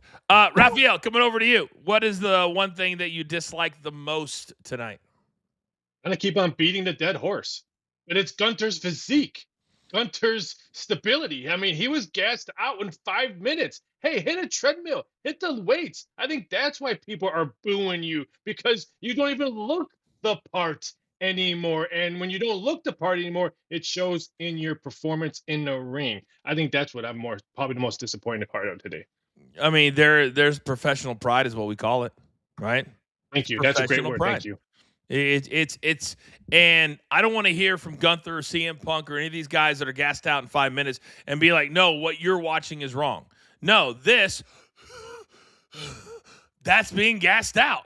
When you're a performer at that level, you should be able to go 30 without even a long breath. Do you ever see somebody in the NFL or let's say NBA? Do you see a superstar in the NBA gassing out when they hit 42 points? The No. adrenaline picks up. The adrenaline picks up. It picks up. You go farther. It's crazy. Absolutely, you don't do that. All right, we have a few super stickers, and I'll get to mine. I want to make sure that we don't get lost in them. Producer man, I know we have a few from Shlomo. Let's get to the. There's one about Jacy Jayne. Let's hit that one from Shlomo. Jacy Jayne and Fatal Influence are heels. What do you mean? Just see the reactions to what they are doing. I know you're not. I know you're not disagreeing with me. No, you're not. Then we have another one from, let's see, I agree 100%, Coach. As I sing the praises of Jacy Jayne, she got rid of Mandy and Gigi. Say what you want. This team is the best, not just in the women, but also with the men. What do you make of that? What do you make of that? I think they're the best group, men or women. Yeah, because they're all bought in. That's the thing, Coach. Every other team right now, tag team, stable, whatever you want to call it, everybody's got to. You got to convince the crowd and the WWE fan base that they all get along and they all like doing what they're doing. Look at Braun Breaker's face on Monday. The Vision's supposed to be your high-level male stable, and Braun Breaker would rather go get donuts at Krispy Kreme than be there. Like, it's Fatal Influence. They all know who the leader is. They all follow her. They all work well together. It just makes the most sense. 1,000%. All right, one more from Shlomo. He says, why Coach is here and not at the table? He makes the show more interesting. I stopped the volume and listened to the coach. Thank you. Thank you very much. I'm not saying I'm the best or whatever. I know the business, and I was in meetings over 1,000 shows. I had somebody yesterday say, well, Coach, what do you know about booking a show? I was in over 1,000 of those meetings where you went over match by match, meaning by meaning, move by move, what it was supposed to mean, and I heard it from the greatest in the world at what they do. So thank you guys for understanding what we have here at our brand. I'm never going to sit here and tell you I was the greatest in ring. I was the greatest on the mic, although I was really damn good. But I will tell you, I know this business, and that's what we want this brand to be, is to educate you, but also have a good time and laugh a little bit. That's what we're trying to do. So the Out of Pocket Variety Show says athletes tend to get compared to greats from other sports. I call Brock the Bo Jackson of WWE, multi-sport athlete, recluse personality, etc. Thoughts? This is a great statement from Out of Pocket. Bo Jackson's a great one because of just physically what Brock was able to do. We forget he played in the NFL, practice squad, UFC, pro wrestling, NCAA champion. Bo Jackson, great football, great baseball. What would you make of Barry Sanders? He was a recluse, great at what he does. Wasn't a multi-sport athlete, though. No. I mean, Deion Sanders was, but I'm not going to put baseball up with football and MMA and all that. No, I actually love this comparison because I agree too. Having been around Bo, I just at a couple of charity events, when he walks in the room, just not like the energy gets up, but everyone goes, oh crap, Bo Jackson. Nobody look him in the eye. And I feel like that's the energy Brock Lesnar carries is, we see you, Mr. Lesnar. We will not look you dead straight in the eye. Like, and I think that's a great comparison for looking for a different athlete from another sport. And that's exactly how he was. That's exactly how he was. Hold on a second.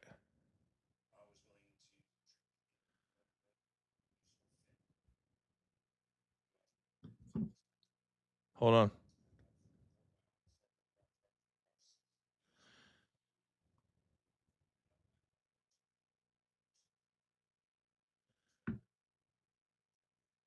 You listening to Triple H? No, I'm listening to Nick Aldis. Well, All right, so basically Nick Aldis is saying he wants to give his in-ring everything, and so he's resigning as the GM of SmackDown, and it looks like he's going to wrestle full-time, which is pretty awesome. If I heard that correctly. Producer man, let me know if I heard that correctly, because I couldn't have it up too high, because it's still the post-game show. We don't want to get in trouble, but I think that's what he was saying. We do have a super chat. Smartest Mark alive, my man from down under. I don't even know what time it is over in Australia right now. He says, just like last year, SummerSlam blew WrestleMania out of the water for me. Definitely not a perfect show, but a solid B+ for me. I don't think there's any question, guys, that night one of SummerSlam was better than WrestleMania. Oh. Yeah. Right? Yeah. I agree. I think so. Fatal Influence, a big positive. What did you guys make of the first match of the night? Because I always laugh too, because I was like, man, they're really pointing out the flaws. Like right away, Michael Cole was like, Liv Morgan has not defended this title since WrestleMania. And I'm like, oh my God.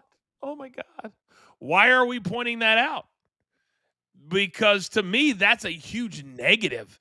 If you're the world champion, we're going April to May, May to June, June to July. So we're talking 3 months basically. And it's the most important title for the women. But I immediately stopped that, Mikey. What did you make? Because I thought that the match was so good, I stopped thinking about the beginning. What did you make of that opening match?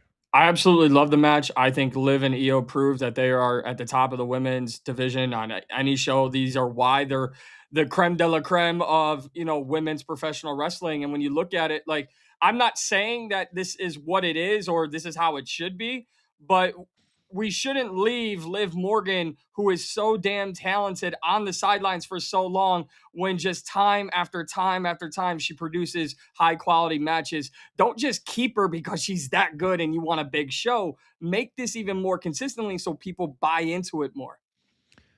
I love that take. And I do think that as great as Liv has become, and tonight, that was a 5-star. That was a 5-star match. That was as good as it gets. I love how they use their own moves against each other. And they use Judgment Day, but not enough to make anybody say, well, she won because of. She won in spite of, I think is the way you say it. Io's always somebody great if you're trying to get somebody over like Liv. So to me, now what you do with her, now that she's done with SummerSlam, is you now have matches at least a couple of times a month where you put her behind a little bit of a tough call to where she can dig deep, because she's now proven that she can have great matches. I want to have these matches all the time.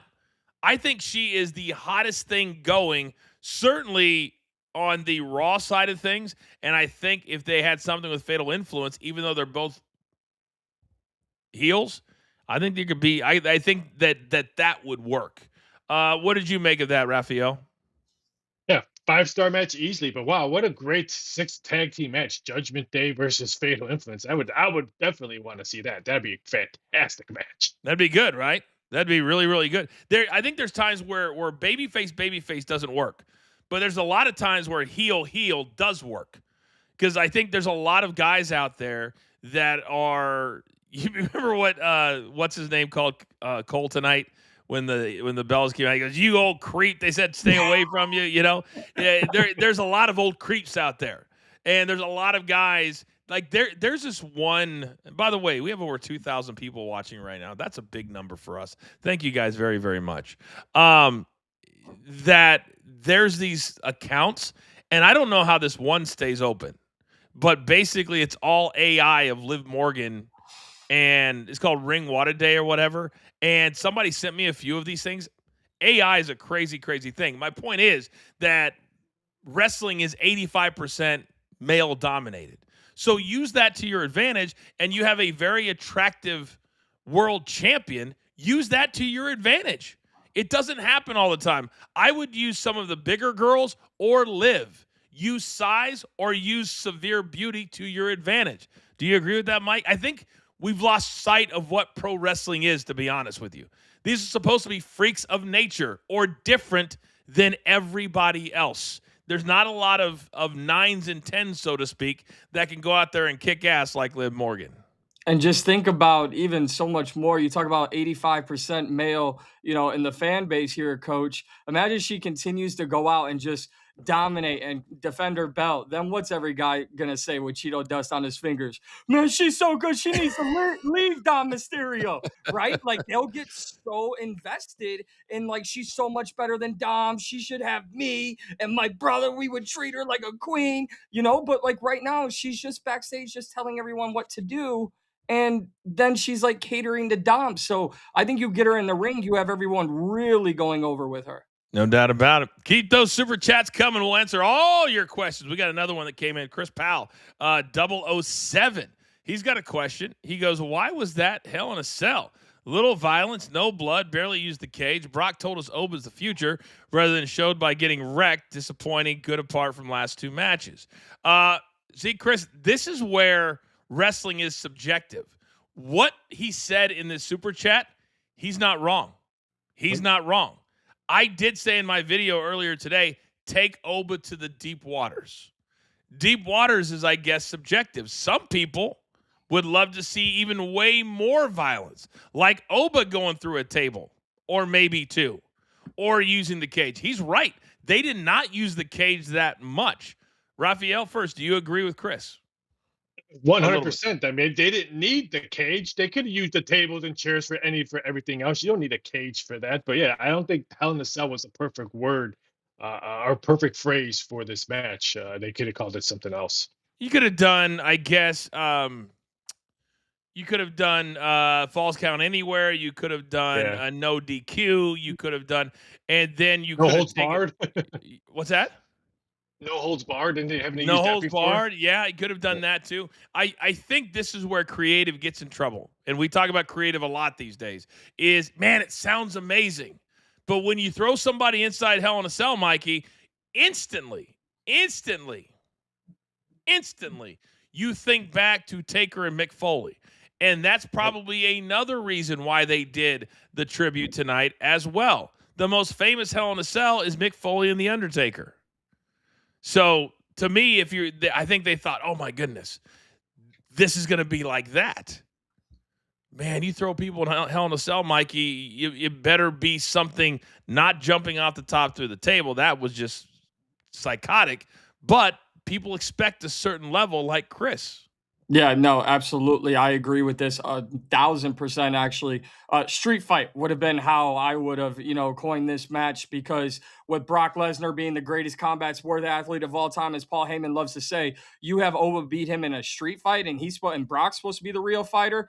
That would really sell me. Every destructive spot that we saw, the cell was not needed. You could have put Brock through a table no matter what. You could have used the steps no matter what. The cell wasn't needed, and it wasn't used correctly. So they missed the mark on that. The problem is, to your point about wrestling being subjective, is that Brock and Oba are so good that's the back end of the argument. We're talking about everything else, and then we can complain about the cell not being used. Yeah. I mean, it's, and this is also, with all due respect to Chris and everybody else, because people say this about me too. They're like, well, couldn't you find something you did like in it? I'm like, I do shows for a living. Like, I've been doing this for a living for a long time. If I just came on here and been like, I like that, I hate that, without giving an explanation, then I'm not doing my job. Then that show's going to be about 2 minutes long. And then nobody's going to tune in and watch us on the daily, on the weekly, and things of that nature. So that's what I tell people all the time, is this is my job to describe it to you. And I may not like something. Doesn't mean you can't. Or you may like something that I don't like. It's all subjective. But I do think there's a lot of things that we all agree on that I wish creative was a little bit better at. I really do. So let's go 1 to 10, because we've been on for a couple of hours. Do not forget, we are going to be on same situation tomorrow. We'll be on live for the last 2 matches, Roman Reigns and Seth, and then whatever that next to the last match is going to be. And then we'll have a full post-game show on that and then kind of put a button on the whole thing.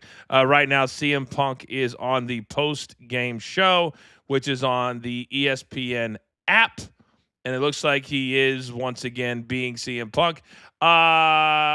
Smart. Thank you for that super chat. $31. It's amazing. This guy is so cool to us.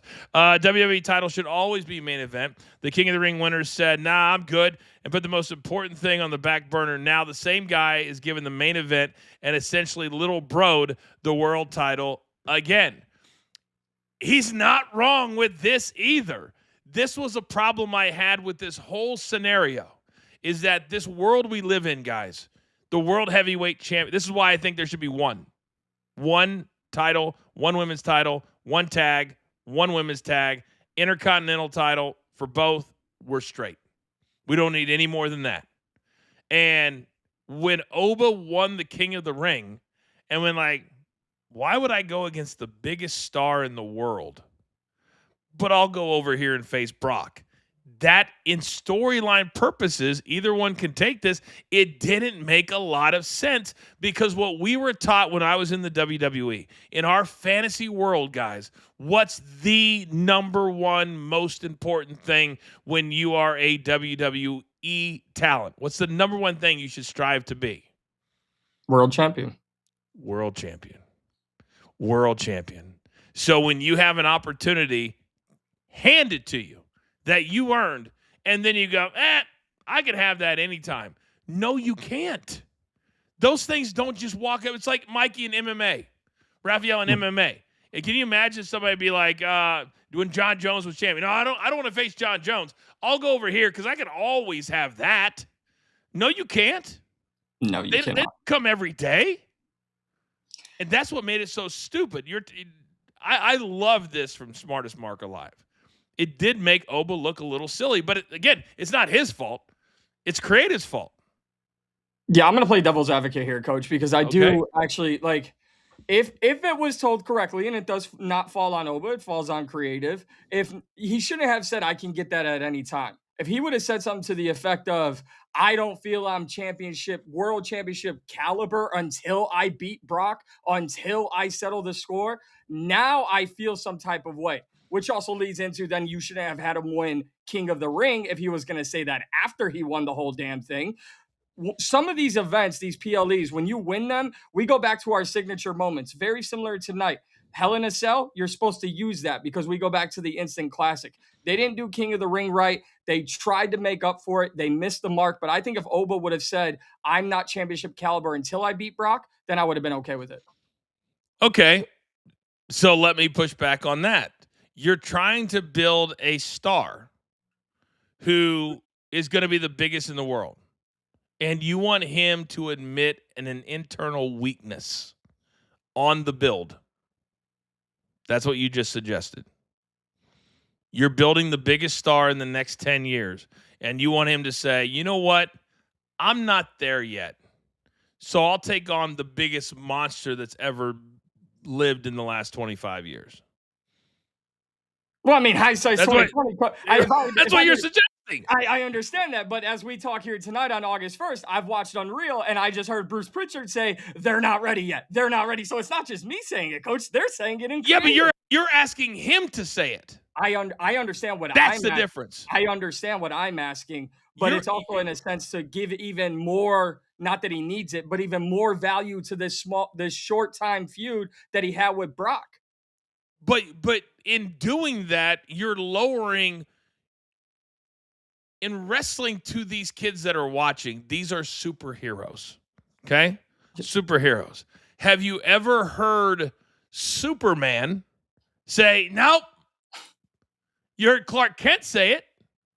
You didn't hear Superman say it. Have you ever heard, Spider-Man say, "I can't make that happen"? No. Peter Parker, maybe. Not Spider-Man. Batman, maybe he doesn't have any really superpowers. Yeah, not too many there. Just the kind of the tunnel in the car. But I digress.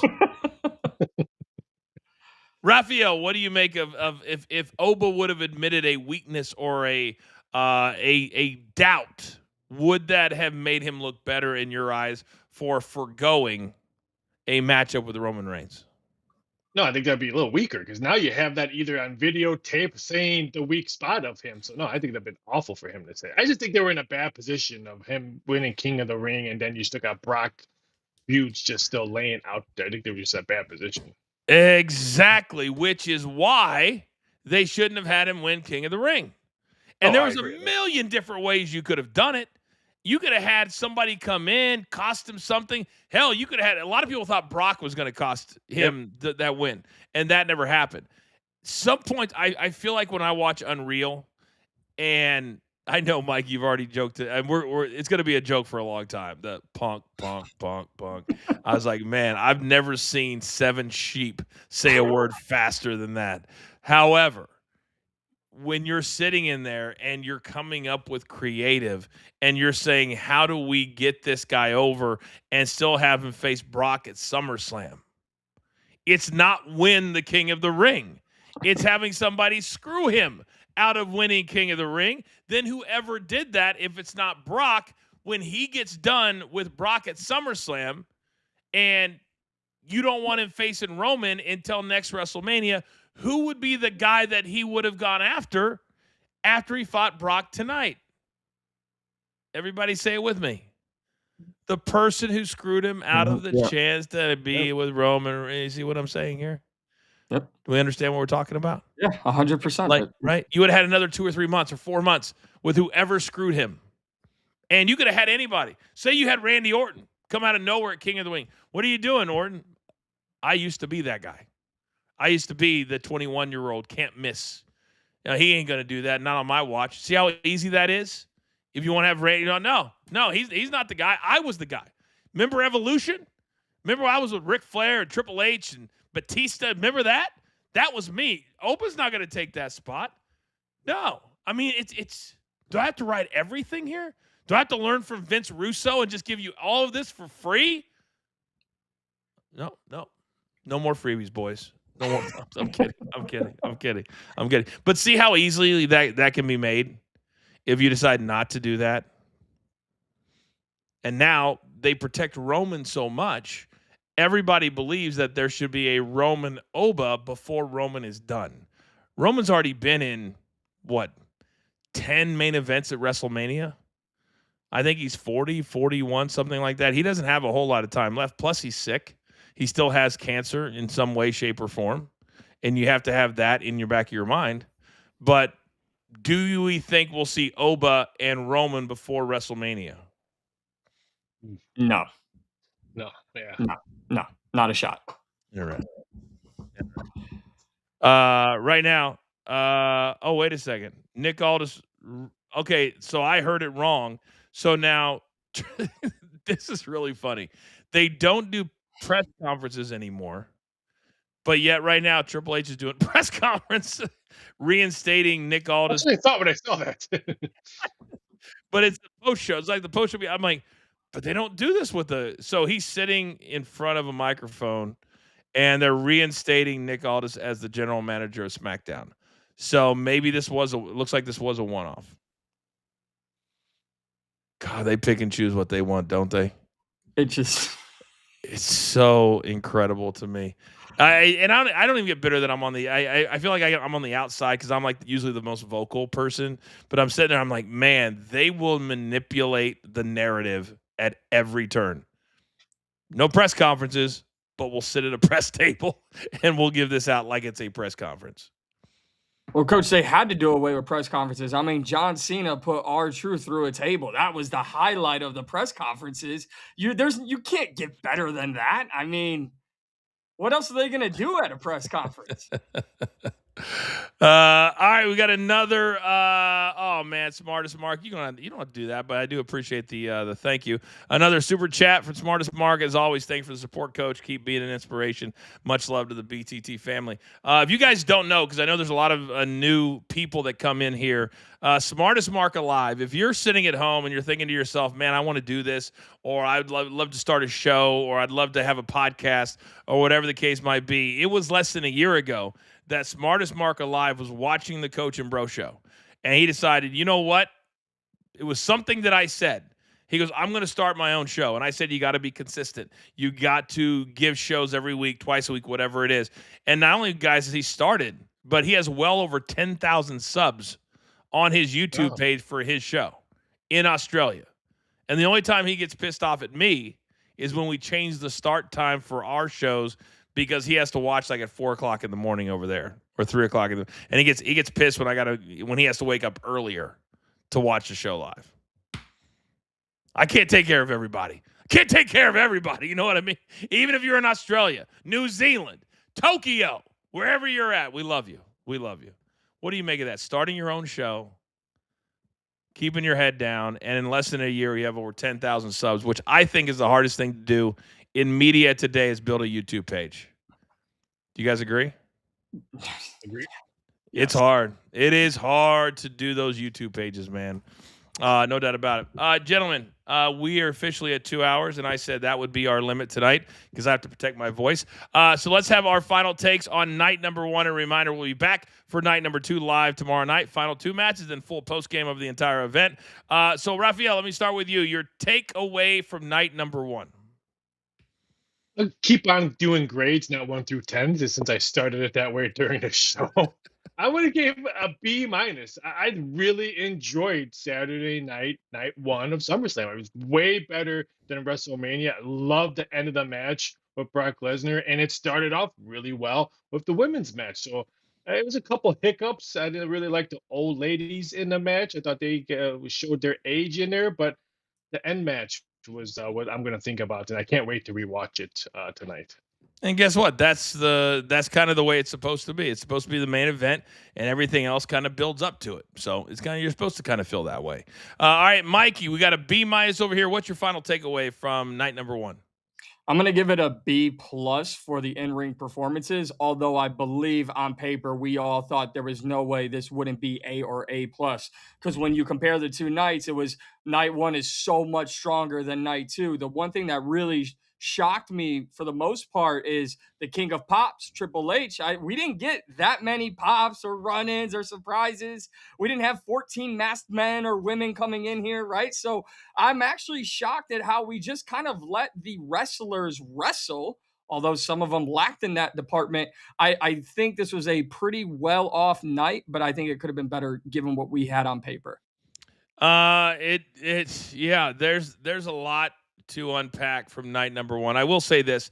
I think that as good as some of the matches have been or were, I'll give Liv a lot of credit. I do think that there are some glaring holes in what they're doing. It's very clear that when LA Knight comes out, every city that he is in, he is over like Rover, and why they will not give him the push of a lifetime at 43 or 44 years of old, I will not ever know. Because that dude, when he comes out tonight, of those 6 guys, it's not close which guy is the most over, clearly. Then you got Royce Keys. Are you going to do something with him? Because when the announcers, all they have to say is he won the Arnold the Giant Battle Royal 7 months ago. Well, that means you're doing nothing with him. And then Solo Sikoa, just take the leash off of this guy. He is the most entertaining person maybe on the roster right now. That was just my takeaway from 1. And then Jacy Jayne, I'm going to keep ringing that bell until they realize if you make her a dirty, low-down dog heel, she could be one of the greatest of all time. Of all freaking time. And if you're one of those other girls in the locker room jealous as hell of her, how about you study her instead of insult her? Because she's like the Caitlin Clark of the WWE. When we finally get past all the BS, they're going to realize she is number freaking 1. And I don't think that is close. So I did like the last match as well. We'll see what happens tomorrow. And then my last takeaway, gentlemen, is I don't care how good night 1 is as opposed to night number 2. The fact that Braun Breaker is not on either night is an absolute travesty. And I don't know what they're thinking, but I don't care what they say in Unreal. You can't shove him down our throats enough. He's a top 3 star. And, gentlemen, he's not on SummerSlam. And that's a problem. That's a problem. Well done. Am I going to see both of you tomorrow? Are we busy on a Sunday? We got to hang out with the... I'm out tomorrow. It's anniversary this week. 26 years. Wow, 26 years. Wow, and 2 or 3 were happy. Awesome job, Rafael. Awesome job, big man. I can't wait. You're gonna go at least a block away from your house to celebrate. You're gonna go right Probably down not driving. the block. You're not gonna drive. All right. Rafael, Well, the Hell in a Cell is tonight. It's yeah. not the anniversary. For those of you that love our sports content, Rafael is going to be back here in the month of August. He's been doing his own betting segment, going to be part of coaching company as well as he gets back healthier. And it's great to see you, buddy. And it's great to have you on tonight. It really is. So well done. Thank you guys. Well Miss done. you guys. Yeah, we missed you a lot too. Very, very much. All right, so it'll be me and Mikey tomorrow. Until then, enjoy the rest of your night. For Mikey P, our numbers guy, Rafael, and of course, producer man behind the things. Also, thank you guys for all the super chats. It really helps the brand grow because this, at the end of the day, is our jobs now. So we can't thank you enough for that. All right, we'll see you tomorrow. Final 2 matches, then full post game of night number 2 at SummerSlam. I am the coach. Have a great night. See you tomorrow.